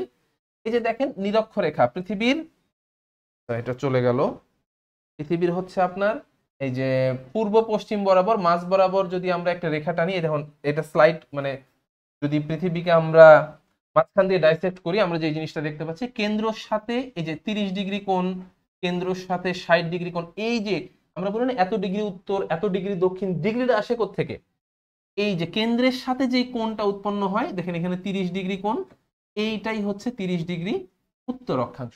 ঠিক তেমন ভাবে যদি আমরা দক্ষিণার্ধে পৃথিবীর গোলার্ধে দক্ষিণ গোলার্ধে চিন্তা করি, 30 ডিগ্রি দেখেন 30 ডিগ্রি দক্ষিণ, 60 ডিগ্রি দক্ষিণ, এই যে 90 ডিগ্রি দক্ষিণ। আমরা জানি 90 ডিগ্রি হচ্ছে লম্ব, আমরা জানি কোনো কিছু একটা আরেকটা লম্ব হচ্ছে 90 ডিগ্রি। তো সর্বোচ্চ নিরক্ষরেখা থেকে আমরা উত্তরেও 90 ডিগ্রি পর্যন্ত যেতে পারি, দক্ষিণেও 90 ডিগ্রি পর্যন্ত যেতে পারি। এইভাবেই অক্ষাংশটা নির্ণয় করা হয়। যে কোনো ক্ষেত্রে আমরা যদি একটা এক্সাম্পল নেই, কর্কটক্রান্তি রেখার কথা যেটা বলেছি আমরা 23.5 ডিগ্রি, 23.5 ডিগ্রি উত্তর অক্ষাংশ। এখন উত্তর অক্ষাংশটা কিভাবে আসে, এই যে এখানে যদি কেন্দ্রের সাথে 23.5 ডিগ্রি হয়, সেই 23.5 ডিগ্রি হচ্ছে উত্তর অক্ষাংশ। আমি এটা আঁকার জন্য জাস্ট একটু আঁকলাম, আপনারা দেখতে পাচ্ছেন। আচ্ছা, একজন কমেন্ট করছে স্যার বইতে তথ্য থাকবে কিন্তু আপনার এই পরামর্শ বা পড়ার কৌশল পাওয়া যাবে না। সেই বিষয়গুলোই ভাইয়া বলার জন্যই আমরা এখানে আপনাদের জন্য এসেছি। আমরা আপনাদের সামনে দাঁড়াচ্ছি, আমাদের অভিজ্ঞতা থেকে আপনাদেরকে কিভাবে আপনাদের কষ্টটা কমানো যায়, কিভাবে আপনাদের পরিশ্রমটা কমানো যায়, কিভাবে আপনি আরো কাজে লাগাতে পারবেন আপনার সময়টাকে, সেটা বলার জন্যই আমাদের সাফল্য একাডেমির সূচনা এবং সাফল্য একাডেমির এগিয়ে যাওয়ার প্রচেষ্টা। এটাই আমাদের প্রচেষ্টা মূলত। আমাদের সাথে থাকবেন সব সময়, এবং এরকম আপনার যদি ভালো লাগে এরকম বিষয়গুলো আমরা আরো নিয়ে আসবো আপনাদের সামনে। তো আমি একটু আগাই। এটাই হচ্ছে আপনাদের উত্তর অক্ষাংশের ব্যাপারটা। আচ্ছা, এখন সেম ভাবে আমরা একটু দ্রাঘিমার কথাটা বলি। মূল মধ্যরেখা থেকে পূর্বে বা পশ্চিমে কোন স্থানের কৌণিক দূরত্বকে ওই স্থানের দ্রাঘিমা বলে। আমরা অক্ষাংশটা কি বলেছি, পৃথিবীকে আমরা উত্তর দক্ষিণ বরাবর দেখেন ডাইসেক্ট করেছি, উত্তর দক্ষিণ বরাবর মাঝ বরাবর। ঠিক সেম ভাবে দ্রাঘিমার ক্ষেত্রে আমরা কি করব, নিরক্ষরেখা বরাবর পৃথিবীটা কেটে দিই, পৃথিবী কেটে দিই, মজার কথা। নিরক্ষরেখা বরাবর পৃথিবীটাকে আমরা ডাইসেক্ট করি, তখন দেখব এই যে যে কোনো এই যে মূল মধ্যরেখা থেকে আমরা দেখব যে এই যে 20 ডিগ্রি, মূল মধ্যরেখা থেকে এই যে কৌণিক 40 ডিগ্রি, এই যে 60 ডিগ্রি, এই যে এইভাবে যখন অ্যাঙ্গেলটা বিচার হবে, এই দেখেন লম্ব যখন আসবে, এই যে লম্ব এটা হচ্ছে 90 ডিগ্রি, আর এই যে আরো পিছনে যদি চলে যায়, এই দেখেন এখানে 180 ডিগ্রি, 180 ডিগ্রি। একটু মনে হচ্ছে বিষয়টা হেজি হচ্ছে বিষয়টা, কিন্তু এটা জাস্ট বোঝার জন্য আপনাদের মুখস্থ করতে হবে না, মাথায় রাখতে হবে না, শুধু বলে যাচ্ছে, আপনারা একটু জাস্ট শুনে যান। এখানে এই বিষয়টা যাচ্ছে, তারপরে এইভাবে আমরা দ্রাঘিমাটাও বের করি। যেমন পৃথিবী গোল বলে 180 ডিগ্রি পূর্ব দ্রাঘিমা ও 180 ডিগ্রি পশ্চিম দ্রাঘিমা মূলত একই মধ্যরেখায় পড়ে। কিভাবে, এই যে এদিক থেকেও 180 ডিগ্রি গেলে ওই জায়গাটা টাচ করবে, এদিক থেকেও 180 ডিগ্রি গেলে এই জায়গাটা টাচ করবে। ওই জন্যই বলেছে মূলত একই মধ্যরেখায় পড়ে। পৃথিবীর পরিধি দ্বারা উৎপন্ন কোণ 360 ডিগ্রি, মূল মধ্যরেখা এই 360 ডিগ্রিকে 1 ডিগ্রি অন্তর অন্তর সমান 2 ভাগে ভাগ করে, অর্থাৎ 180 ডিগ্রি পূর্ব পশ্চিমে বিভক্ত করেছে, যে জিনিসটা আমি বলেছি। ও আরেকটা একটু বলে নিই, আপনাদের যে কোনো বিষয় যদি একটু মনে হয় যে আমাকে প্রশ্ন করবেন, আপনার সাথে সাথে প্রশ্ন করবেন, আপনারা এখানে প্রশ্ন করবেন, আমি দেখার সাথে সাথে উত্তর দেওয়ার চেষ্টা করব। আচ্ছা, আমরা পরেরটাতে আসি। এটা জাস্ট জানার জন্য, আপনাদের মুখস্থ করতে হবে না, কিছুই না। সেরকম আন্তর্জাতিক তারিখ রেখা ম্যাপে একটা খুব গুরুত্বপূর্ণ বিষয় আছে, আন্তর্জাতিক তারিখ রেখা। এই তারিখ রেখাটা কি, ডিটেলসটাতে আমি পরে আসছি, আগে ছবিটাতে যাই। এই যে দেখেন, এখন আপনারা সবাই শুনেছেন আন্তর্জাতিক তারিখ রেখা বিষয়টা কি। সেক্ষেত্রে এই যে আপনার হচ্ছে প্রশান্ত মহাসাগরের উপর দিয়ে ভূমি, যেটা হচ্ছে আপনার তারিখ রেখাটা একটু, আচ্ছা, প্রশান্ত মহাসাগরের উপর দিয়ে 180 ডিগ্রি দ্রাঘিমা রেখা বরাবর উত্তর দক্ষিণে আঁকাবাঁকা একটি রেখা কল্পনা করা হয়েছে, যাকে আন্তর্জাতিক তারিখ রেখা বলে। শুনতে পাচ্ছেন আপনারা? একজন কমেন্ট করেছে, তহমিনা আক্তার, জি স্যার, অনেক উপকার হবে, আমার প্রিয় বিষয় ভূগোল, আপনার ক্লাস করে আরো ভালো লাগা কাজ করছে, ম্যাপকে জানার বোঝার, ধন্যবাদ স্যার। অশেষ ধন্যবাদ আপনাকেও, আপনি বিষয়টা কনসেপ্টটা ধরতে পেরেছেন আমি যে বিষয়টা বলতে চাচ্ছি আসলে। তো এই দেখেন, আমরা এই যে আঁকাবাঁকা রেখার কথা বলা হয়েছে 180 ডিগ্রি, 180 ডিগ্রি আঁকাবাঁকাটা কেন হয়েছে? আমরা তো সোজা টানতে পারতাম। আঁকাবাঁকাটা করা হয়েছে এই কারণে যে যদি কোনো ভূপৃষ্ঠের উপর দিয়ে যাতে রেখাটা না যায়, কারণ ভূপৃষ্ঠের উপর দিয়ে গেলে দেখবেন যে মিরপুরে সকাল 6টা বাজে ধরেন, গাবতলীতে আপনি গেলেন সকাল 8টা বাজে, তাহলে তো হবে না। যাতে ভূপৃষ্ঠে একটা টাইম সেম থাকে এবং ভূপৃষ্ঠটাকে অ্যাভয়েড করার জন্য এই আঁকাবাঁকাটা রেখাটা করা হয়েছে। আপনারা নেটে ঘাঁটলে, একটু নেটে সার্চ দিবেন আন্তর্জাতিক তারিখ রেখা বিষয়টা কি, আপনি ডিটেলস পেয়ে যাবেন,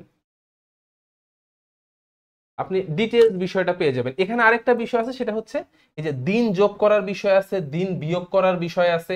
সেই দিন যোগ বিয়োগটা কি, আপনি যখন এই যে তারিখ রেখা থেকে বাম পাশে যাবেন বা পশ্চিম থেকে পূর্ব দিকে আপনি যাবেন, তখন দেখবেন যে একদিন যোগ করতে হয় পূর্ব থেকে পশ্চিম দিক, একদিন বিয়োগ করতে হয়। মুখস্থ করার দরকার নাই, মুখস্থ কোনো করার দরকার নেই, কারণ ডিটেলস কখনো পরীক্ষায় আসবে না। পরীক্ষায় কি আসবে, কোনটাতে কত, টু দি পয়েন্ট প্রশ্ন আসবে, যেটা আপনার উত্তর দেয়া থাকবে। আপনি কনসেপ্টটা শুধু বুঝে নেন, আপনি জাস্ট নেটে একটু সার্চ দিবেন আন্তর্জাতিক তারিখ রেখা বলে একটু সার্চ দিবেন, আপনার যা যা কোয়েরি আছে দেখবেন ডিটেলস ওখানে পাবেন। শুধু টপিকটা আপনাকে একটু ধরাই দিলাম। ঠিক সেম ভাবে আপনি এই বিষয়টা দেখবেন, কারণ ডিটেলস যদি আমি বলতে যাই দেখা যাবে যে এইটার উপরই 1 ঘন্টা শেষ, অলরেডি কিন্তু আমাদের প্রায় 50 মিনিট হয়ে গেছে, আরো অনেক স্লাইড আছে। এখন এই যে এখানে আবার একটু দেখি, যেহেতু দ্রাঘিমা রেখার নিয়মানুসারে মূল মধ্যরেখা থেকে পূর্বে ও পশ্চিমে অগ্রসর হলে প্রতি 1 ডিগ্রি দ্রাঘিমার পার্থক্যের জন্য 4 মিনিট সময়ের ব্যবধান হয়। তারপরে যেহেতু প্রতি 1 ডিগ্রির জন্য 4 মিনিট, সেহেতু 180 ডিগ্রির জন্য 180 × 4। এগুলো আপনারা যে কোনো নেটে সার্চ দিলে বা এই স্লাইডটা আবার একটু যদি আপনি দেখেন, আপনি পজ করে দেখতে পারেন, আপনি পজ করে দেখলে বিষয়গুলো, তথ্যগুলো আপনি পেয়ে যাবেন। যে কোনো বইয়ে পাবেন এই তথ্যগুলো। এই তথ্যগুলো আমিও বানাইনি, নতুন কিছু না, সব জায়গায় এই তথ্যগুলো পাবেন। তারপর এই যে প্রমাণ সময়, আরেকটা মজার বিষয় আছে, দেখেন প্রমাণ সময় জিনিসটা কি, একই দ্রাঘিমা রেখায় অবস্থিত সকল স্থানের স্থানীয় সময় এক, কিন্তু একই অক্ষরেখায় অবস্থিত বিভিন্ন স্থানের স্থানীয় সময় ভিন্ন। স্থানীয় সময়ের পার্থক্যের জন্য আন্তর্জাতিক সময়সূচিতে অসামঞ্জস্য দেখা যায়, ফলে যাতায়াত ও যোগাযোগের ক্ষেত্রে অসুবিধা হয়। কাজেই দেশের সকল স্থানে সময়ের সমতা রক্ষার জন্য দেশের মধ্যবর্তী কোনো স্থানের প্রসিদ্ধ শহরের স্থানীয় সময়কে সারা দেশের জন্য প্রমাণ সময় রূপে গ্রহণ করা হয়। বলেন বিষয়টা একটু পড়বেন, প্রমাণ সময় কি। ধরেন আহ বাংলাদেশে, আমরা যদি বাংলাদেশের একটা ম্যাপ আমি এখানে আপনাদেরকে দেখাই, এই যে বাংলাদেশের ম্যাপটা আপনি দেখেন, এখানে যখন সূর্য ওঠে, সূর্য তো আমরা তো আহ সূর্য ওঠে পূর্ব থেকে পশ্চিমে, আপনি দেখেন সেহেতু সময়টা কিন্তু আগে এখানে আসবে বা এই সাইডটাতে। এখানে যখন সূর্যের প্রথম কিরণটা আপনি পাবেন, এখানে কিন্তু পাইতে পাইতে একটু সময় লাগবে। কেন? এই যে এটা 92 ডিগ্রি পূর্ব, 88 ডিগ্রি পূর্ব, আপনার কিন্তু সময় লাগবে। কেন? পৃথিবীটা যখন ঘুরবে, সূর্য প্রথমে এই দিকের ফেস করবে, এই দিকটা ফেস করবে, সকালটা এই দিকে আগে হবে, ধীরে ধীরে ধীরে ধীরে। এটার প্রকৃষ্ট উদাহরণটা কি, এই রুটিনটা কি পাওয়া যাবে? কোন রুটিনটার কথা বলছেন ভাইয়া, আমি ঠিক বুঝতে পারছি না। আহ আপনারা যদি একটু ক্লিয়ার করে বলেন তাহলে আমি বুঝতে পারবো হয়তোবা। এই যে দেখেন, এটাতে আমরা কি, এই যে সবচেয়ে মজার বিষয়টা কি, যখন আমরা রমজান মাসে আমাদের ইফতার সেহেরির ক্যালেন্ডারটা আপনি খেয়াল করে দেখবেন, ইফতার সেহেরির ক্যালেন্ডারে কি বলে, ঢাকার সময়, রাজশাহীর সময়, সিলেটের সময় দেখবেন যে 2-3 মিনিট, 5 মিনিট, 7 মিনিট, 10 মিনিট এদিক ওদিক আছে। সেটা কেন? ওই যে সূর্য ওঠা এবং সূর্য ডোবার উপরে, সব জায়গায় কিন্তু একসাথে সূর্য দেখা যায় না। এইটা ওইটার কেন হয়, ওইটা হয় হচ্ছে এই যে দ্রাঘিমাগুলোর কারণে, অক্ষাংশগুলোর কারণে। একদিন সালাম দিয়েছেন, ওয়ালাইকুম আসসালাম, এই অক্ষাংশগুলোর কারণে। এই জিনিসগুলো আমাদের ম্যাপটা বলে দিবে যে কেন। ওই জিনিসটা আমি বলছি, আমরা রমজান মাসে সবাই দেখি ঢাকার সময়ের চেয়ে আপনারা খেয়াল করে দেখবেন রাজশাহীর সময় সবসময় পরে হয়। ঢাকায় যখন আজান হয়, মাগরিবের আজান হয়, রাজশাহীতে তার কিছুক্ষণ পরে হয়, 5 মিনিট 7 মিনিট, আমার এক্সাক্ট টাইমটা মনে নাই, 5 মিনিট 7 মিনিট 10 মিনিট পরে আজানটা হয়। কেন হয়? এই যে আগে সূর্যটা এখানে আসে, তারপরে ধীরে ধীরে এই জায়গাটা সূর্যের ফেসে আসে, এই কারণে। তো ম্যাপটা যখন আপনি পড়বেন, দেখেন ম্যাপ পড়ার ক্ষেত্রে অনেক কিছু, আমি 2টা জেলার কথা বলেছি, আপনি 2 জেলা করে সময় নেবেন। আপনি যখন কক্সবাজার আসবেন, কক্সবাজার সম্পর্কে একটু জানবেন, আপনি কোথায় বিমানবন্দর আছে, সমুদ্র বন্দর কোথায় আছে, আপনার গুরুত্বপূর্ণ নদীগুলো কোথায় আছে, আপনার সব কিন্তু আপনি ম্যাপে পাবেন। আপনি একটা বইকে বাংলাদেশ বিষয়াবলী, আন্তর্জাতিক বিষয়াবলীর 70% তথ্য হচ্ছে ম্যাপের তথ্য। এটাকেই এলাবোরেট করে অনেক কিছু আপনারা পাবেন। আপনারা কমেন্ট করছেন না, অনেকক্ষণ থেকে কমেন্ট দেখছি না, আপনারা একটু কমেন্ট করেন, এটা আমরা উৎসাহিত হব, আমি উৎসাহিত হব যে আমি কি ঠিক রাস্তায় আছি কিনা, আপনারা বুঝতে পারছেন কিনা আমার কথাটা, এটা একটু আপনারা রেসপন্স করেন কাইন্ডলি, তাহলে আমি বুঝতে পারবো। তো এই বিষয়গুলো আপনারা একটু দেখবেন এইভাবে। আচ্ছা, পরের স্লাইডে যাই, স্লাইডগুলো শেষ করতে হবে। আচ্ছা, এখানে দেখেন একটা ইম্পর্টেন্ট বিষয়, বাংলাদেশের ম্যাপের প্রেক্ষিতে আমি এই স্লাইডটা এনেছি। এখানে দেখেন আপনি বাংলাদেশের অবস্থান, আমরা পৃথিবীর গোলকের, আচ্ছা স্যার বুঝতে পারছি, জি স্যার, হ্যাঁ অশেষ ধন্যবাদ। পৃথিবীর গোলকের আমরা কোন অবস্থায় আছি? এই যে আমরা জানি আমরা উত্তর গোলার্ধে আছি। উত্তর গোলার্ধে কোথায় আছি? এই যে এখান থেকে এখানে উত্তর অক্ষাংশ, এখান থেকে এখানে পূর্ব দ্রাঘিমার মধ্যবর্তী স্থানে আছি। আমি বলছি না, আপনারা সবাই জানেন, সবার মুখস্থ এটা, বা এই 4টা তথ্য একটু মনে রাখতে হবে আপনাদেরকে। দেখেন, এটা আমরা শুধু পড়েছি বইয়ে, কিন্তু জিনিসটা কোথায় আছে দেখেন। এই যে দেখেন, আপনি যখন হার্ড কপিটা নেবেন ম্যাপের, আপনি দেখবেন যে এই যে এটার জাস্ট স্টার্টিং পয়েন্টটা দেখবেন, এই যে 92 এর পরে একটু আছে, স্টার্টিং পয়েন্টটা দেখবেন ঠিক ওইভাবেই এসেছে। কোথায়? এই যে 92 41, 92 41, আর হচ্ছে 88 01। ওকে, জিনিস কি কি আমার মাথার রাখার দরকার নেই, আমি বুঝাই দিচ্ছি একটু বিষয়। এই দেখেন, আপনি ম্যাপে যখন দেখবেন, ফুল ডিটেলস ম্যাপে দেখবেন, দেখবেন এটা হচ্ছে 92 41, 92 41, এই যে দেখবেন এখানে 88 01, এই যে, এই যে। আর আমরা কোথায় আছি? আমরা কি আহ মূল মধ্যরেখা থেকে পূর্ব দিকে আছি না পশ্চিম দিকে আছি? যখন আপনি গোলকটা দেখবেন, তো একজন কমেন্ট করছেন, স্যার বাসায় কি ম্যাপ কিনে রাখবো? অবশ্যই, আপনি মনে হয় একটু পরে এসেছেন, আমি কথাটা বলেছি ক্লাসের শুরুতেই যে যে কোনো চাকরি প্রত্যাশীর জন্য বাংলাদেশের ম্যাপ এবং ওয়ার্ল্ডের ম্যাপ হার্ড কপি কিনে দেয়ালে রাখা, দেয়ালে ঝুলিয়ে রাখা বাধ্যতামূলক, বাধ্যতামূলক, এতে কোনো অল্টারনেট নাই। তো এই বিষয়টা দেখবেন, আমরা ওই ম্যাপে যখন আপনি গোলক দেখবেন, তখন দেখবেন যে পূর্ব সাইড কোনটা, পশ্চিম সাইড কোনটা, আপনাকে মুখস্থ করতে হবে না যে 92 পূর্ব, 88 পূর্ব, মুখস্থ করতে হবে না, আপনি ম্যাপটা একটু দেখবেন, দেখবেন যে কনসেপ্ট ক্লিয়ার হয়ে যাবে। তারপরে দেখবেন ঠিক সেম ভাবে এই যে 20 34 উত্তর, 26 38 উত্তর, আমরা জানি আমরা কি কর্কটক্রান্তি রেখা বাংলাদেশের মাঝখান দিয়ে গেছে, কর্কটক্রান্তি রেখা কোথায় আছে? উত্তর অক্ষাংশে। দেখেন একটা থেকে আরেকটা কিন্তু মাথায় থাকবে। জি স্যার, ধনুষ স্যার, ম্যাপ কি ঠিক ভাবে, আমি ঠিক কমেন্টটা দেখতে পারলাম না।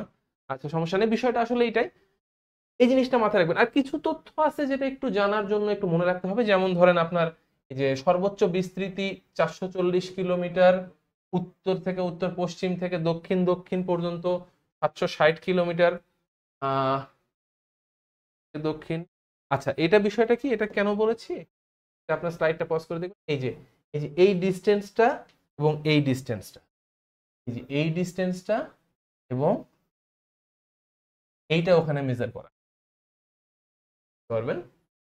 তারপরে প্রতিপাদ স্থান, এটা গুরুত্বপূর্ণ জিনিস। প্রতিপাদ স্থান একটু মনে রাখার বিষয়, ঢাকার প্রতিপাদ স্থান চিলির নিকটে প্রশান্ত মহাসাগরে অবস্থিত। আমরা পড়েছি ঢাকার প্রতিপাদ স্থান চিলির নিকটে প্রশান্ত মহাসাগরে অবস্থিত। প্রশান্ত মহাসাগরে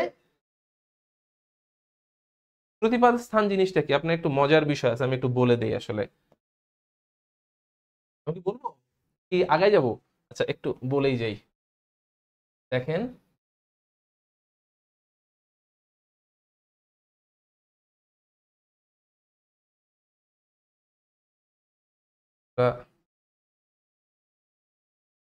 এই যে দেখেন, যখন উত্তর গোলার্ধের কোনো পয়েন্ট থেকে কোনো পয়েন্টকে আমি অ্যাজাম্পশন করব, ঠিক তার বিপরীত অক্ষাংশে দক্ষিণ গোলার্ধে এখানে যত ডিগ্রি উত্তর, ঠিক তত ডিগ্রি দক্ষিণে ক্রস সেকশন, এ মাথা থেকে ও মাথা, আর মাঝখানে হচ্ছে কেন্দ্র, কেন্দ্র ছেদ করে। ব্যাস তো আমরা জানি ব্যাস কি জিনিস, কোন বৃত্তের ব্যাস কি জিনিস।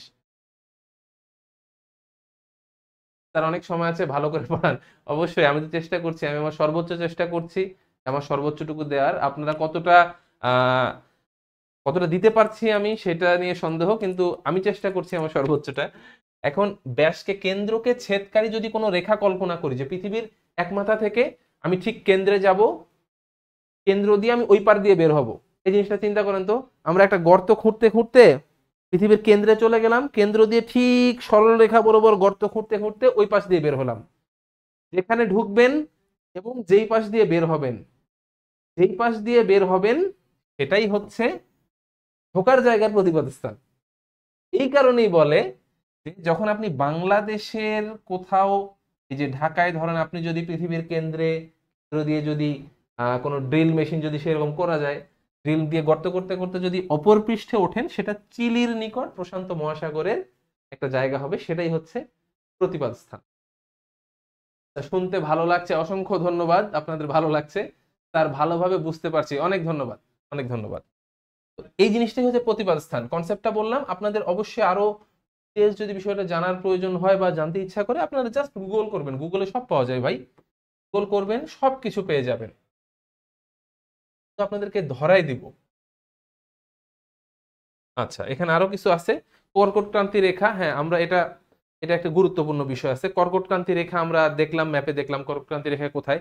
এখানে একটা গুরুত্বপূর্ণ বিষয় আছে, দেখেন বাংলাদেশের মাঝামাঝি দিয়ে কর্কটক্রান্তি রেখা বা ট্রপিক অফ ক্যান্সার, এই যে দুইটা নামটা মনে রাখতে হবে, যে কর্কটক্রান্তি রেখাকে টপিক অফ ক্যান্সারও বলা হয়। ক্যান্সার মিন্স কর্কট, এই জন্য ক্যান্সার যে রোগটা, এটা কিন্তু কর্কট রোগ বলে, বাংলায় বলে কর্কট রোগ, ক্যান্সারের বাংলা। তো কর্কট ক্রান্তি রেখা ট্রপিক অফ ক্যান্সার, ঠিক আছে, এটা একটু মনে রাখবেন। এই ট্রপিক অফ ক্যান্সার বাংলাদেশের 11টি জেলার উপর দিয়ে গিয়েছে। 11টি জেলা কি কি? চুয়াডাঙ্গা, ঝিনাইদহ, মাগুরা, রাজবাড়ী, ফরিদপুর, ঢাকা, মুন্সিগঞ্জ, নারায়ণগঞ্জ, কুমিল্লা, খাগড়াছড়ি, রাঙামাটি, এইটার উপর দিয়ে গিয়েছে। এখন এটা আমি কিভাবে, আমি তো বললাম একটা কথা, আপনি মুখস্থ করলেন, আপনি মুখস্থ করবেন না। আমার তো কি কথা ছিল, আপনার কিচ্ছু মুখস্থ করবেন না, মুখস্থ করবেন না। আপনারা পাবেন কোথায় বিষয়টা? আচ্ছা, নাই স্লাইডটা, প্রত্যেকটা স্লাইডের সাথে সাথে একটা করে ম্যাপ যদি দিতে পারতাম খুব ভালো হতো, কিন্তু সেটা তো সম্ভব না, তাহলে টপিক গুলো আগানো যাবে না। ওই জন্য একটা ম্যাপ দিয়েছি। এই যে দেখেন, আপনি যদি এখানে এই যে কর্কটক্রান্তি রেখা, সরি, এই যে এই যে দেখেন কর্কটক্রান্তি রেখা, কর্কটক্রান্তি রেখাটা দেখেন, এই যে এদিক দিয়ে এদিক দিয়ে এদিক দিয়ে গিয়েছে, এই যে কর্কটক্রান্তি রেখা, কর্কটক্রান্তি রেখা, কর্কটক্রান্তি, 23.5 ডিগ্রি উত্তর অক্ষাংশ। এখন দেখেন কোন কোন জেলা ক্রস করছে, এই যে কুষ্টিয়া, ঝিনাইদহ, মাগুরা, ফরিদপুর, এই যে এখানে ঢাকার একটু দ্বীপ, কামরাঙ্গীর চর বা এই চরগুলো একটু টাচ করে, এই জন্য ঢাকা এসেছে, মুন্সিগঞ্জ, চাঁদপুর, কুমিল্লা, খাগড়াছড়ি, রাঙামাটি। দেখেন এইভাবে এই জিনিসটা যখন দেখবেন, আপনি ম্যাপে দেখে যখন জিনিসটা একটু দেখবেন, তখন আপনার বিষয়টা মাথায় ঢুকে যাবে। আপনি গুনবেন যে কয়টা হলো, দেখেন তো হয় কিনা 11টা। আমরা বলছি 1 2 3, চুয়াডাঙ্গা, ঝিনাইদহ, মাগুরা 3, ফরিদপুর 4, ঢাকা 5, মুন্সিগঞ্জ 6, চাঁদপুর 7, কুমিল্লা 8, হ্যাঁ 9 10। আরেকটা শর্ট পড়ছে কোথাও, তাই না? দেখি তো সেই জেলাটা কোনটা আমাদের চোখ এড়ায় যাচ্ছে। রাজবাড়ী, রাজবাড়ী, আচ্ছা রাজবাড়ির কথা এখানে বলা আছে। হয়তোবা এই যে এখানে হয়তোবা এই যে রাজবাড়ির বর্ডারটা একটু টাচ করে মেবি, এই কারণে। এখানে তো ম্যাপটা হয়তো ক্লিয়ার দেখতে পাচ্ছেন না, আপনারা যখন হার্ড কপি ম্যাপটা দেখবেন বিষয়টা ক্লিয়ার হয়ে যাবেন। এইভাবে যখন আপনি বিষয়টা পড়বেন না একটা ম্যাপ দেখে, ভাই আপনার মুখস্থ করা লাগবে না। স্যার অনেক দিন ধরে এগুলো পড়েছি, বাট আজ এত সুন্দর করে বুঝতে পারছি, যার জন্য অসংখ্য ধন্যবাদ। অসংখ্য ধন্যবাদ আপনাকে যে আমি বিষয়টা আপনাকে বোঝাতে পারছি, এটাই আমার কাজ এখানে।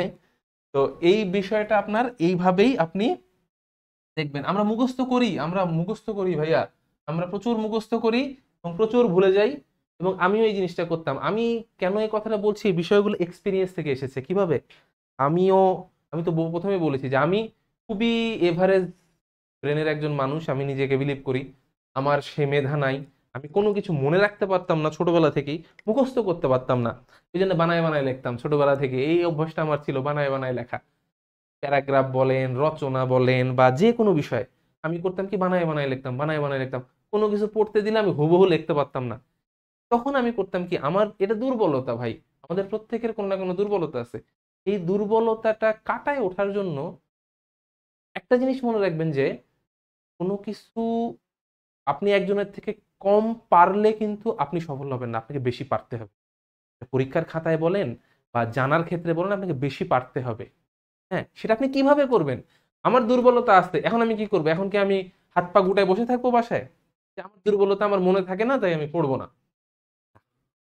এইটাই হচ্ছে সফল হওয়া এবং সফল না হওয়ার পিছনে মেইন পার্থক্য। আপনার তখন আমি করেছি কি, আমি নিজেকে জাজ করেছি যে আমি কিভাবে আগালে, কিভাবে পড়লে আমার কাজে লাগবে, আমার মনে থাকবে, আমি সেভাবে পড়ার চেষ্টা করি। আমি ম্যাপ দেখে আমি আয়ত্ত করেছি আমার এক্সপিরিয়েন্স থেকে। এইটাই আপনাদের সাথে শেয়ার করতে চাচ্ছি। কারণ আমার ধারণা যে অনেকেই আমরা এই সমস্যা করি যে আমাদের মনে থাকে না। এরকম কি হয়, আপনাদের কি হয় যে আমি আজকে পড়ছি, কালকে মনে আছে, পরশুদিন ভুলে গেছি? বা পরীক্ষার হলে একটা প্রশ্ন আমি দেখলাম যে আরে এটা তো পড়ছিলাম, এখন মনে পড়তেছে না। এটা তো আমি পড়ছি, এটা মনে পড়তেছে না। এটা কি হয় আপনাদের সাথে? একটু কমেন্ট করেন তো, আমি একটু দেখি।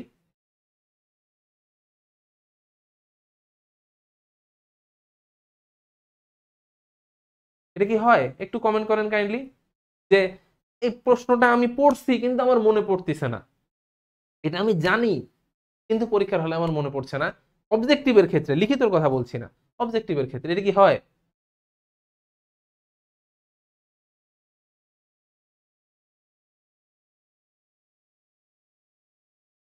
স্যার আমার তখন মনে করতে গেলে কষ্ট হয়। কষ্ট হয় ভাই, এটা সবার ক্ষেত্রে হয়, আমার ক্ষেত্রে হইতো সেই কারণে তখন আমি করতাম কি, আমি চোখটা বন্ধ করে, হ্যাঁ স্যার এমনটাই হয়। আচ্ছা, তো এই জিনিসটা দূর করার জন্য আমি তখন করতাম কি, তখন আমি একটু চোখ বন্ধ করতাম, যেহেতু আমি ম্যাপ বারবার দেখি। হ্যাঁ, শীঘ্রই দিব ক্লাস করি। আচ্ছা, হয়। ও, শেয়ার দেওয়ার বিষয়, আচ্ছা। তো জিকে এর ক্ষেত্রে বেশি হয়, হ্যাঁ অবশ্যই জিকে এর ক্ষেত্রে, সব ক্ষেত্রেই বলছি যে যে বিষয়গুলো তথ্য মনে রাখার ক্ষেত্রে, এটা সব ক্ষেত্রেই হতে পারে। তা আপনার কিভাবে, যে তখন আমি করি কি, যেহেতু আমি বলেছি আমি বারবার ম্যাপ দেখতাম, ওই দৃশ্যটা, ছবিটা কিন্তু মাথার মধ্যে ক্যাচ হয়ে যায়, মাথার মধ্যে কিন্তু বিষয়টা মেমোরাইজ হয়ে যায় ছবিটা। তখন ছবিটা, চোখটা বন্ধ করলে মনে হতো যে এই যে কর্কটক্রান্তি রেখা এদিকে দিকে দিকে দিকে দিকে যাচ্ছে, এটার মধ্যে রাস্তায় কোনটা কোনটা ছিল, অটোমেটিক মাথায়, চলে। তখন আপনাকে মুখস্থ করতে হয় না, আপনি কিন্তু আপনার অবচেতন মনে মুখস্থ করে ফেলেছেন, আপনি জানেন না, অবচেতন মনে মুখস্থ করে ফেলেছেন। তারপর যখন আপনি চারটা ভুল উত্তর আসবে, ধরেন একটা প্রশ্ন আসলো যে কর্কটক্রান্তি রেখা নিচের কোন জেলার উপর দিয়ে গিয়েছে, এরকম একটা প্রশ্ন আপনাকে এখানে প্রশ্ন দিল, ফরিদপুর, মাগুরা, ফরিদপুর যেমন একটা কমন জেলা, আমরা এটা মনে রাখি যে ওই যে মান মন্দির নির্মাণের ক্ষেত্রে ভাঙ্গায়, ওই বিষয়টা আমি আসছি। তারপর ঢাকা, এটা একটা কমন জেলা। হঠাৎ করে আপনার মনে হলো যে খাগড়াছড়ি, রাঙামাটি, অপশনে ধরেন কি কি দিল, টাঙ্গাইল, কিশোরগঞ্জ, হবিগঞ্জ, একই প্যারালালে দেখেন দিল, হ্যাঁ সাথে দিয়ে দিল খাগড়াছড়ি। খাগড়াছড়ি দিয়ে কিভাবে, আপনি তখন ম্যাপটা যদি একটু চিন্তা করেন, দেখবেন যে আরে এই তো খাগড়াছড়ির মাথাটা তো টাচ করছে, তো খাগড়াছড়ি দিয়ে যায়। স্যার আপনি অনেক শান্ত মেধার একজন। না ভাই, ব্রিলিয়ান্ট না, আমরা কেউ ব্রিলিয়ান্ট না ভাই, আল্লাহ সবাইকে সমান মেধা দিয়ে তৈরি করছে। আমরা কত নিজেকে বুঝেছি, নিজের দুর্বলতাটা কাটিয়ে উঠে কতটুকু কাজ করতে পেরেছি, সেটাই হচ্ছে আমাদের অর্জন। আমি আপনাকে বলেছি যে আমি মুখস্থ করতে পারতাম না, এটা আমার দুর্বলতা। আমি দৌড়াইতে পারি না, আমি উসাইন বোল্টের মতো দৌড়াইতে পারি না, তার মানে কি আমি দৌড় প্রতিযোগিতায় যাইতেই থাকবো? না, আমার জন্য কোনটা কাজে দিবে, কোন প্রতিযোগিতাটায় গেলে আমি সফল হব, কিভাবে কাজ করলে আমি নিজেকে ডেভেলপ করতে পারবো, সেটা করব। আমি এভাবে কাজ করলে ডেভেলপ করতে পারি, আমি এটা করব। আপনার টেকনিকটা আপনি নিয়ে আসবেন, এটা আপনারা ফলো করতে পারেন, বা আপনার যদি আরো ভালো কোনো টেকনিক থাকে আপনি সেই বিষয়টা ফলো করতে পারেন অবশ্যই। আচ্ছা, তার একটু আগাই আমরা, অনেক বেজে যাচ্ছে, 10টা পার হয়ে গেছে। অবস্থান এটা দ্রাঘিমা রেখা, 90 ডিগ্রি দ্রাঘিমা রেখা, এটাও সেম। আমরা যদি একটু দেখি 10টি জেলা দিয়ে অতিক্রম করে, নামগুলো আর বললাম না, এখানে আপনি দেখতে পারেন, অবশ্যই দেখে নিবেন। এই যে 90 ডিগ্রি দ্রাঘিমা কই, এই যে 90 ডিগ্রি দ্রাঘিমা, এই যে দেখেন 90 ডিগ্রি দ্রাঘিমা রেখা এখানে। তাহলে আমরা এই দ্রাঘিমা রেখাটা কোন কোন জেলা দিয়ে অতিক্রম করবে আপনি জাস্ট ম্যাপে একবার দেখবেন, এটা আর আমি বলছি না, আপনারা ম্যাপে দেখেন, ম্যাপ নিয়ে ম্যাপে দেখবেন, আপনারা নিজেরাই জাজ করতে পারবেন, আপনাকে মুখস্থ করতে হবে না। ম্যাপে দেখবেন, আপনি যদি 1 মাস দেখেন ম্যাপ, বাংলাদেশ এবং আন্তর্জাতিক 10 মিনিট করে, আমার মনে হয় আপনারা এর থেকে 70-80% প্রশ্ন 1 মাসের প্রস্তুতি দিতে পারবেন। ভয় পাওয়ার কিছু নাই, আমরা ভয়কেই জয় করব ইনশাল্লাহ। দেখেন, আচ্ছা, আরেকটা ইম্পর্টেন্ট তথ্য আছে, যেমন কিছু তথ্য নিয়ে এসেছি। সীমান্ত, মোট সীমান্ত দৈর্ঘ্য কত, এটা আপনি ম্যাপে এই জিনিসটা পাবেন না, কারণ ম্যাপে তো ওইভাবে লেখা থাকবে না। আপনাদেরকে একটু কয়েকটা তথ্য তো অবশ্যই ভাই মাথায় রাখতে হবে, তারপরে এই যে জিনিসগুলো একটু একটু মাথায় রাখতে হবে। তারপরে আমরা জানি রাজনৈতিক উপকূলীয় সমুদ্র সীমা কত, 12 নটিক্যাল মাইল। 1 নটিক্যাল মাইল সমান এই যে 1.853 কিলোমিটার। ছোট্ট কয়েকটা তথ্য একটু মাথায় রাখতে হবে, এটা যখন আপনি দেখবেন, এটা আমরা অনেক ক্ষেত্রে পড়েছি, যেমন ওই যে সমুদ্র সীমা জয়ের যে বিষয়টা আছে, সমুদ্র সীমা জয় যখন আমরা পড়বো, ওই টপিকগুলো নিয়ে যখন পড়বো, তখন এই বিষয়গুলো দেখবেন যে অটোমেটিক আপনার চলে আসবে। আলহামদুলিল্লাহ, খুব ভালো আলোচনা শুনছি, ধন্যবাদ ভাইয়া। জি স্যার। তো এই বিষয়গুলো আবার, অর্থনৈতিক সমুদ্র সীমা আছে আমরা জানি 200 নটিক্যাল মাইল।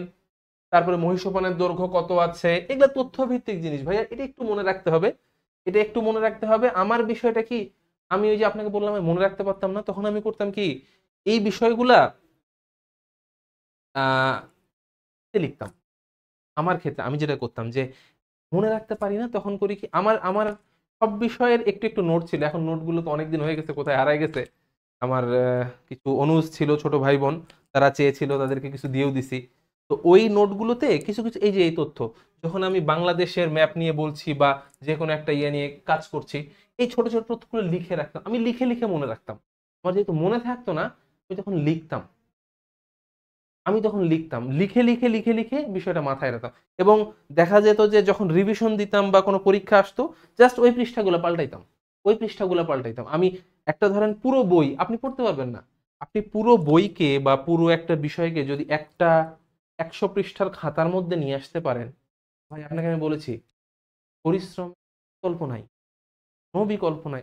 পরিশ্রমটা কিভাবে পড়ছেন, আপনি 8 ঘন্টা, যে কোনো একটা দিনে 8 ঘন্টা থরোলি আপনি রিডিং পড়ছেন, রিডিং পড়ে পড়ে মুখস্থ করছেন। যে কোনো চাকরি, আমি স্পেসিফিকলি বিসিএস এর কথা বলছি না, যে কোনো চাকরির ক্ষেত্রে আপনি 8 ঘন্টা থরোলি পড়ে পড়ে মুখস্থ করছেন, সেটা কিন্তু আপনি আজবাদ কাল ভুলে যাবেন। কিন্তু আপনি যদি 2 ঘন্টা লিখে পড়েন, আমার ক্ষেত্রে বিষয় ভালো কাজ করে। আমি ওই জিনিসটা, আমি যেটাই পড়তাম আমি লিখতাম, যেটাই পড়তাম আমি লিখতাম। র্যান্ডম, আমার হাতের লেখাও সুন্দর করার দরকার নাই, আমি র্যান্ডম লিখে রাখতাম খাতার মধ্যে, নোট পড়ছি খাতায় লিখছি। এটা এত, যেমন ধরেন যখন আমি এটা পড়ছি, ওই পেজ বের করে উপরে খালি হেডিংটা লিখে রাখতাম যে কি পড়ছি, আর সাথে যে 5138 মিটার, তারপর হচ্ছে 12 নটিক্যাল মাইল, 1 নটিক্যাল মাইল 1.85। এই বিষয়গুলো একটু লিখলে হয় কি, যে এই বিষয়গুলো লিখলে হয় কি, যে আপনার হচ্ছে আহ মাথায় থাকবে, মনে থাকবে, অবচেতন মন আপনাকে মনে রাখতে বাধ্য করবে। আচ্ছা, একজন আপু লিখেছে, এই যে ডিটেলস লেখা স্লাইড গুলো কি আলাদা পিডিএফ পাওয়া যাবে?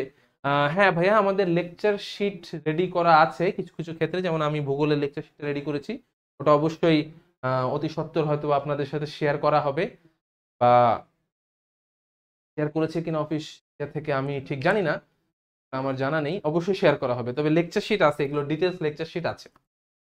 তারপরে ভারতের সাথে সীমান্ত দৈর্ঘ্য, আমরা টপিকে আসি একটু। ভারতের সাথে সীমান্ত দৈর্ঘ্য, মায়ানমারের সাথে সীমান্ত দৈর্ঘ্য, হাতে লিখবেন ভাইয়া, হাতে লিখবেন, দেখবেন যে বিষয়গুলো আপনি অবশ্যই মনে রাখতে পারবেন, কেন পারবেন না। তারপরে আবার আসি বাংলাদেশের সীমান্তবর্তী জেলা, সীমান্তবর্তী জেলা, এখন এখন দেখেন এই যে ম্যাপে ম্যাপে আমরা কি করব, সীমান্তবর্তী জেলা কয়টা, যখন আপনি ম্যাপে জেলাগুলো নিয়ে পড়বেন তখন দেখবেন সীমান্তে কোনটা কোনটা আছে। আপনি যখন রংপুর বিভাগটা, ওই যে বলেছিলাম যে পঞ্চগড় আর ঠাকুরগাঁ ধরেন দেখবেন, আজকে পঞ্চগড় আর ঠাকুরগাঁ দিয়ে শুরু করলেন, আপনি রংপুর বিভাগটা দেখবেন, রংপুর বিভাগের মধ্যে কয়টা কয়টা জেলা বর্ডারে আছে, বর্ডারে কয়টা কয়টা জেলা কাভার করে। এদিকে দেখেন দিনাজপুর, ঠাকুরগাঁ, পঞ্চগড়, ওদিকে লালমনিরহাট, নীলফামারী, তারপরে হচ্ছে কুড়িগ্রাম, গাইবান্ধা, এইভাবে একটু জিনিস চিন্তা করুন তো কয়টা আছে। ম্যাপটা দেখেন, এই যে দেখেন এখানে বলা আছে কুড়িগ্রাম, লালমনিরহাট, পঞ্চগড়, নীলফামারী, ঠাকুরগাঁ, দিনাজপুর। এই দেখেন রংপুরের এই বিষয়গুলো আছে। আচ্ছা আমি গাইবান্ধা বলেছি না, গাইবান্ধা মনে হয় নাই। আমরা একটু দেখি ম্যাপ দেখি, আমরা তো ভাই, আমি তো বলেছি আমার মুখস্থ কিছু থাকে না, আমি তো সবসময় ম্যাপ বেসড পড়াশোনা করেছি। দেখেন তো গাইবান্ধা, এই যে না, গাইবান্ধা এখানে নাই। কুড়িগ্রাম, কুড়িগ্রাম এই যে আছে, তারপর নদী, এই যে এখানে কুড়িগ্রাম, ম্যাপটা ডিটেলস ম্যাপটা এখানে নেই, ডিটেলস ম্যাপটা দেখতে পাবেন। তারপর এই যে শেরপুর চলে আসছে বর্ডারে, গাইবান্ধা ভিতরে, তার কি দিনাজপুর, ঠাকুরগাঁ, পঞ্চগড়, নীলফামারীর এই যে এখানে টাচ করেছে, লালমনিরহাট, কুড়িগ্রাম, এই যে 1 2 3 4 5 6 রংপুরে 8টা জেলা, তার মধ্যে 6টা হচ্ছে কি রংপুর এবং গাইবান্ধা বাদে 6টা হচ্ছে সীমান্তবর্তী। এইভাবে আপনি এই বিষয়গুলো এখানে প্রত্যেকটা বিষয় দেখবেন, এই বিষয়গুলো আপনি কভার করতে পারবেন। আচ্ছা, এভাবে রাজশাহীর ক্ষেত্রেও আপনি দেখবেন, এভাবে খুলনার ক্ষেত্রে দেখবেন, সিলেটের ক্ষেত্রে দেখবেন, ময়মনসিংহের ক্ষেত্রে দেখবেন, চট্টগ্রামের ক্ষেত্রে দেখবেন। হ্যাঁ, এইভাবে আপনি সবগুলোতেই দেখতে পাবেন। ঢাকাতে আগে ছিল, কিন্তু ঢাকা হচ্ছে আপনার ওই যে ময়মনসিংহ যখন বিভাজন হয়ে গেল তখন ময়মনসিংহে চলে গেছে বর্ডারের জেলাগুলো। পরেরটাতে আসি আমরা।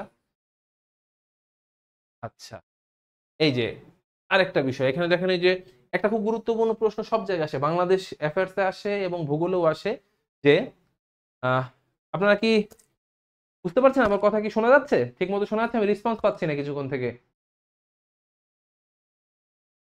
শোনা যাচ্ছে?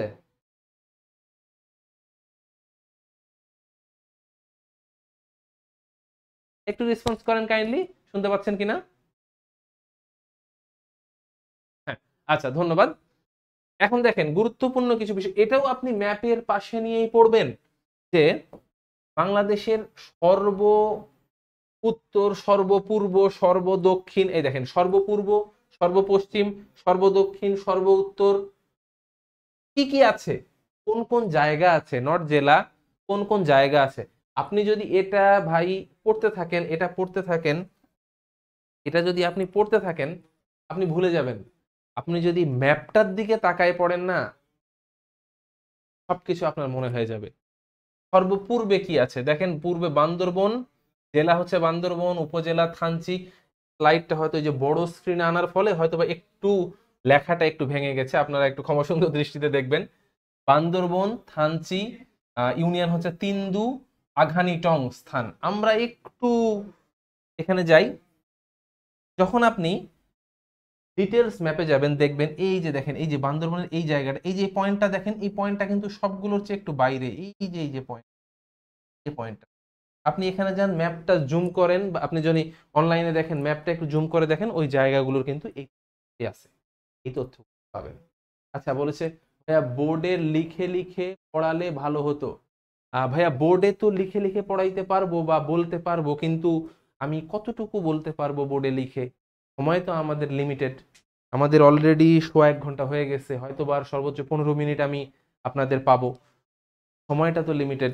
রাত 10:15 বাজে, আপনাদেরও খাবার ব্যাপার আছে, বিরক্তির ব্যাপার আছে, শুনতেও ভালো লাগে না। তো আমি শুধুমাত্র বলে দিচ্ছি কতটুকু আপনারা কাজ করবেন, আপনাদের নিজেদের বিষয়টা নিয়ে কাজ করতে হবে। এটা আপনি যারা প্রথম থেকে একটু লেকচারের সাথে আছে তারা বিষয়টা হয়তো বা আরেকটু ক্লিয়ার কনসেপ্ট হচ্ছে, আপনিও একটু বুঝেন যে আমরা পড়াচ্ছি না, আমি কিন্তু আপনাদের পড়াচ্ছি না যে এইটা এইটা এইটা এইটা, আমি আপনাদের দেখাচ্ছি কিভাবে পড়বেন, কিভাবে পড়বেন, কিভাবে পড়লে আপনি মনে রাখতে পারবেন। কারণ ভাই ভূগোলের হাজার হাজার তথ্য, বাংলাদেশ অ্যাফেয়ার্সের হাজার হাজার তথ্য, আন্তর্জাতিক অ্যাফেয়ার্স এর হাজার হাজার তথ্য কয়টা লিখে পড়াবো ভাই বলেন? কয়টা লিখবো? সম্ভব না, কোনোভাবেই সম্ভব না। এই বিষয়গুলোই। তারপরে দেখেন সর্বপশ্চিমের এই বিষয়টা জাস্ট আপনি ওই যে ম্যাপে দেখবেন, চাঁপাইনবাবগঞ্জ, শিবগঞ্জ উপজেলা, মনাকষা হচ্ছে ইউনিয়ন এবং মনাকষা স্থানটাও হচ্ছে এই যে এখানে এখানে তারপরে হচ্ছে সর্বদক্ষিণ কক্সবাজার, টেকনাফ, সেন্ট মার্টিন, ছেড়া দ্বীপ। এই যে দেখেন, এই যে এই যে সেন্ট মার্টিনের এই অংশটা হচ্ছে ছেড়া দ্বীপ। সর্বদক্ষিণে দেখেন এইটা, সর্বপূর্বে এইটা, সর্বপশ্চিমে দেখেন এই যে এই জায়গাটা। এখন থেকে সর্ব উত্তরে কি আছে? সর্ব উত্তরে এই যে পঞ্চগড়, তেতুলিয়া, বাংলাবান্ধা, জায়গির জোত। এই যে পঞ্চগড়, তেতুলিয়া, বাংলাবান্ধা, জায়গির, এই জায়গাটা এ সম্পর্কে একটু ডিটেলস দেখবেন। ওই জায়গাটাই হচ্ছে সেইটা। আচ্ছা, আরেক ভাইয়া বলেছেন যে 47 বিসিএস প্রিলিমিনারি কোর্স হবে কি, আর হলে ফি কত? ভাইয়া এটা আপনার সাফল্য একাডেমি অ্যাডমিনিস্ট্রেশন বলে দিবে, তারা এখন করেছে। আমি আসলে বিষয়টা একটু আহ, একটু কয়েকদিন একটু ডিটেলস ছিলাম, কারণে তথ্যটা এখন আমার ঠিক জানা নাই। অবশ্যই আপনাকে একাডেমি থেকে কেউ কমেন্ট করে জানিয়ে দিবে, বা অবশ্যই আপনারা জানতে পারবেন বিষয় খুব শীঘ্রই। আপনি একটা কমেন্ট করেছেন। তারপরে দেখেন আমরা পরের স্লাইডে যাই। এই যে বাংলাদেশের সীমান্তবর্তী ভারতের রাজ্যসমূহ, এটা দেখেন। এই তথ্যতে আপনি ইন্টারন্যাশনাল অ্যাফেয়ার্সেও এই তথ্য প্রয়োজন আপনার, বাংলাদেশ অ্যাফেয়ার্সেও এই তথ্য প্রয়োজন আপনার, ভূগোলের ক্ষেত্রেও এই তথ্য প্রয়োজন আপনার। সীমান্তবর্তী ভারতের রাজ্য, এখানে একটা ছোট্ট খুব কমন একটা ছড়া আছে, এটা অনেক বইই আছে, আপনারা দেখতে পারেন। যেমন আমি ত্রিমেঘের পরে, এই কথাটা যদি মাথায় থাকে, আতে কি আসছে? আতে আসছে আপনার আসাম, মিতে মিজোরাম, ত্রিতে ত্রিপুরা, মেঘের মেঘালয়, এবং পরে হচ্ছে পশ্চিমবঙ্গ। হ্যাঁ, পশ্চিমবঙ্গ। এই বিষয়টা আমি ত্রিমেঘের পরে, এই লাইনটা একটু মনে রাখলে আপনি দেখবেন যে আমাদের সীমান্ত ঘেঁষা কি কি রাজ্যগুলো আছে ভারতে, এটা আপনারা দেখতে পারবেন। কয়টি রাজ্য আছে? 5টি রাজ্য আছে। ম্যাপ দেখলেই আপনারা বিষয়টা, কনসেপ্টটা ক্লিয়ার হয়ে যাবে। তারপরে সীমান্তবর্তী ভারতের পশ্চিমবঙ্গের জেলা কয়টা আছে আপনি ম্যাপে পাবেন। কি কি আছে একবার বলি, একটু শোনেন। মালদহ, মুর্শিদাবাদ, নদিয়া, উত্তর 24 পরগনা, উত্তর দিনাজপুর, দক্ষিণ দিনাজপুর, জলপাইগুড়ি, কুচবিহার, দার্জিলিং। এই জেলাগুলো পশ্চিমবঙ্গের জেলা, 9টি জেলা যা বাংলাদেশের সাথে বর্ডারে রয়েছে। হ্যাঁ, রাজ্য কয়টি বর্ডারে রয়েছে? 5টি। কি কি? আসাম, মেঘালয়, মিজোরাম, ত্রিপুরা, পশ্চিমবঙ্গ। এবং পশ্চিমবঙ্গের জেলা কয়টি আছে? 9টি। কি কি? মালদহ, মুর্শিদাবাদ, নদিয়া, উত্তর 24 পরগনা, উত্তর দিনাজপুর, দক্ষিণ দিনাজপুর, জলপাইগুড়ি, কুচবিহার, দার্জিলিং। আপনারা এখনই একটু, বা এই লেকচার শেষে এই বিষয়টা আপনারা একটু ম্যাপে দেখবেন তো, যে এই যে যে জেলাগুলো দেখছেন না, এবং যে যে রাজ্যটা আসাম আছে, এটা কোন কোন জেলার সাথে আছে বাংলাদেশের, এটা একটু আপনাদের হোমওয়ার্ক থাকলো।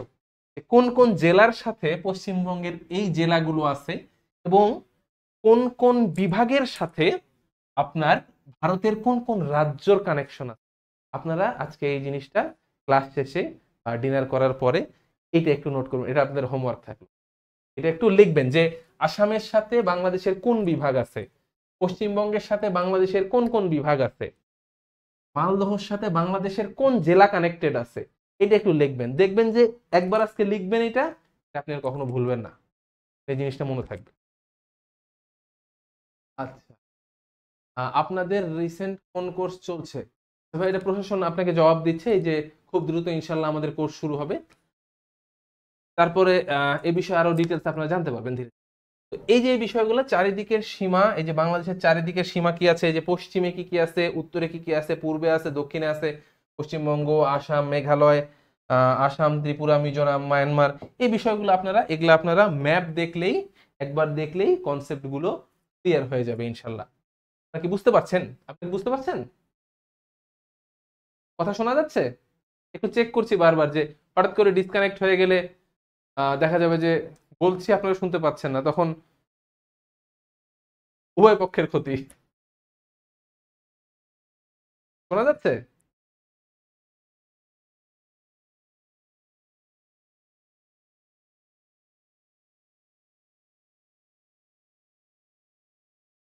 অনেকক্ষণ হয়ে যাচ্ছে, আমাদের প্রায় 1.5 ঘন্টার কাছাকাছি হয়ে যাচ্ছে, আমরা বোর হয়ে যাচ্ছি সবাই, খুবই স্বাভাবিক ব্যাপার। আগাই। আচ্ছা, এখন দেখেন, এখানে পড়েছি পূর্ব, পশ্চিম, উত্তর, দক্ষিণ। এখানে আমরা দেখছি যে আয়তনে, জনসংখ্যায় বাংলাদেশের বৃহত্তম, ক্ষুদ্রতম, আয়তনে, জনসংখ্যায়। একবার করে বলে দেই, আপনারা একবার শোনেন, শুনলেও বিষয়টা মাথায় থাকে, শুনলেও বিষয়টা মনে থাকে।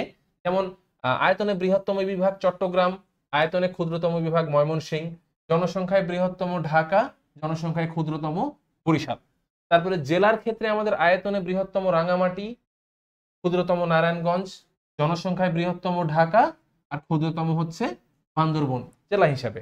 উপজেলা হিসাবে আমরা দেখতে পারি শ্যামনগর, সাতক্ষীরা আয়তনে বড়, বন্দর নারায়ণগঞ্জ আয়তনে সবচেয়ে ছোট, জনসংখ্যায় সাভার সবচেয়ে বড়, আর বান্দরবনের থানচি জনসংখ্যায় ক্ষুদ্রতম।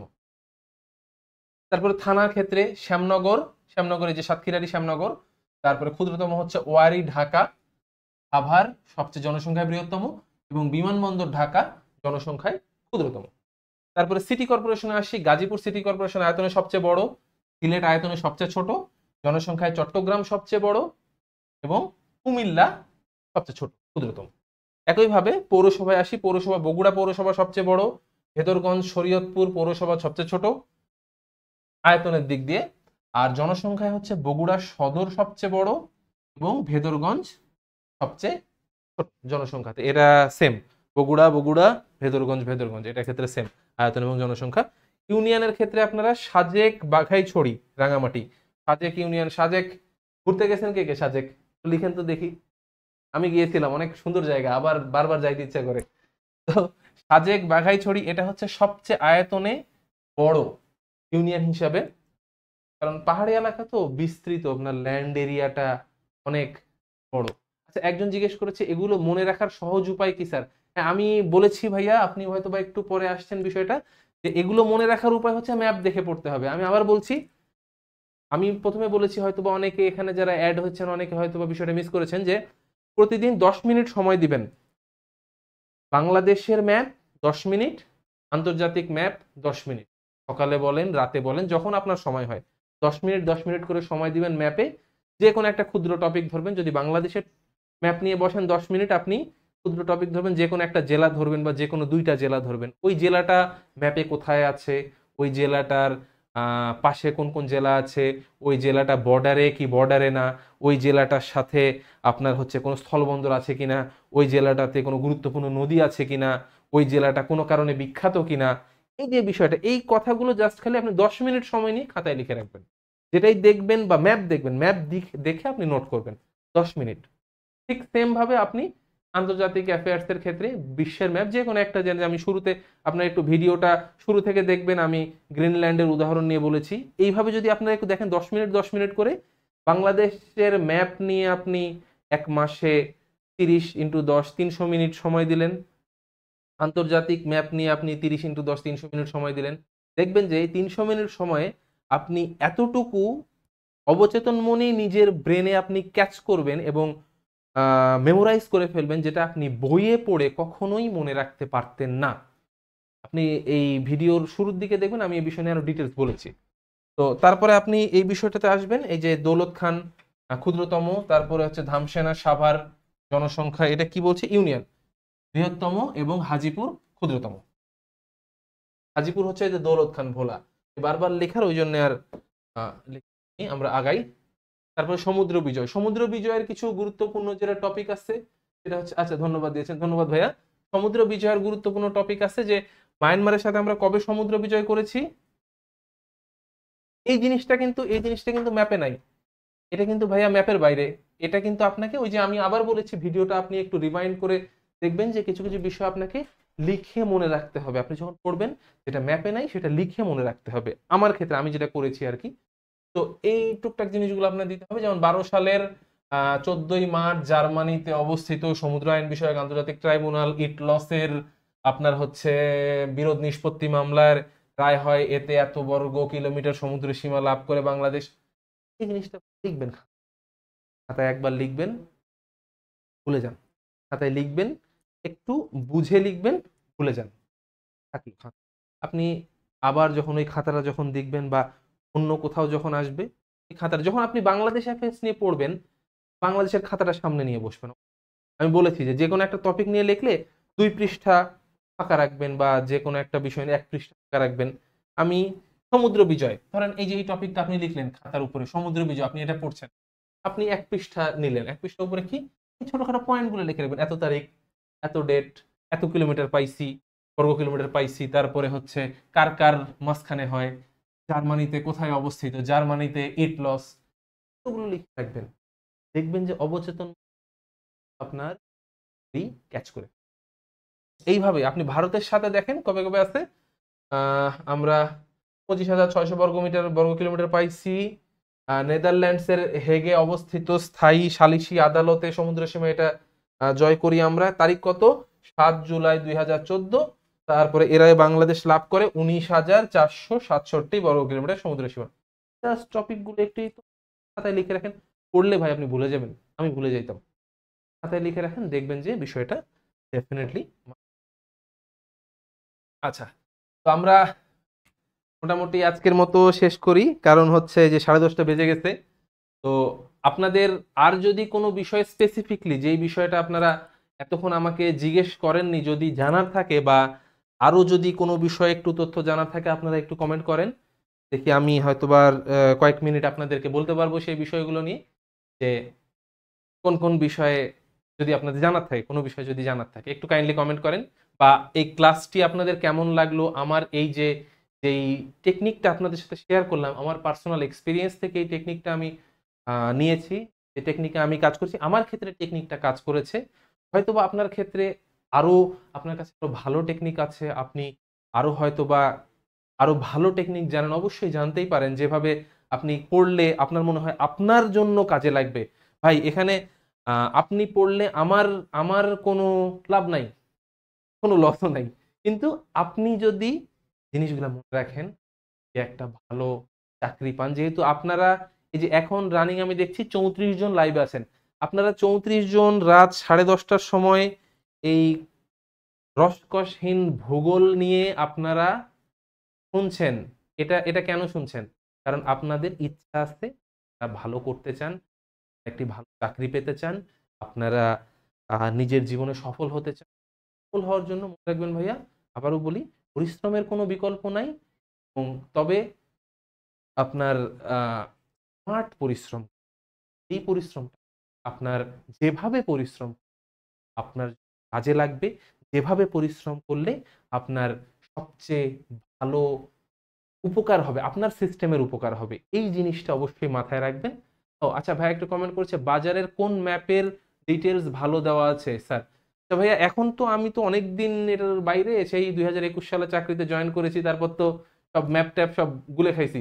আপনারা একটু দেখবেন, বাজারে যাবেন যখন কিনবেন, যখন যাবেন দেখবেন যে 2-1টা ম্যাপ যাচাই করবেন, যে কোনটাতে আপনি দেখবেন যে তথ্য ভালো মনে হচ্ছে আপনার কাছে, সেই ম্যাপটা কিনবেন। বা যখন যে কোনো একটা ম্যাপ নিয়ে আসলেন, মনে হচ্ছে যে এই ম্যাপটা নাই, এই তথ্যটা নাই, জাস্ট গুগল করবেন, আপনারা সব তথ্য পেয়ে যাবেন। আপনারা সব তথ্য পেয়ে যাবেন। এবং এখন ভাই ডিজিটাল যুগ, আপনার ইন্টারনেটের যুগ, ইন্টারনেটে সবকিছু পাবেন। এই যে কোনো তথ্য যখন যেটা প্রয়োজন, আমরা যদি ইন্টারনেট থেকে যে কোনো গান শুনতে পারি, ইউটিউবে যে কোনো ভিডিও দেখতে পারি, আমরা যে কোনো তথ্য গুগলে সার্চ দিয়ে আমরা পেতে পারবো। তো এই বিষয়গুলো এইভাবেই আমরা আগাবো ইনশাল্লাহ। আপনাদের সাথে আবার ভবিষ্যতে দেখা হবে এই আশা করি। অসংখ্য ধন্যবাদ সবাইকে। আসসালামু আলাইকুম।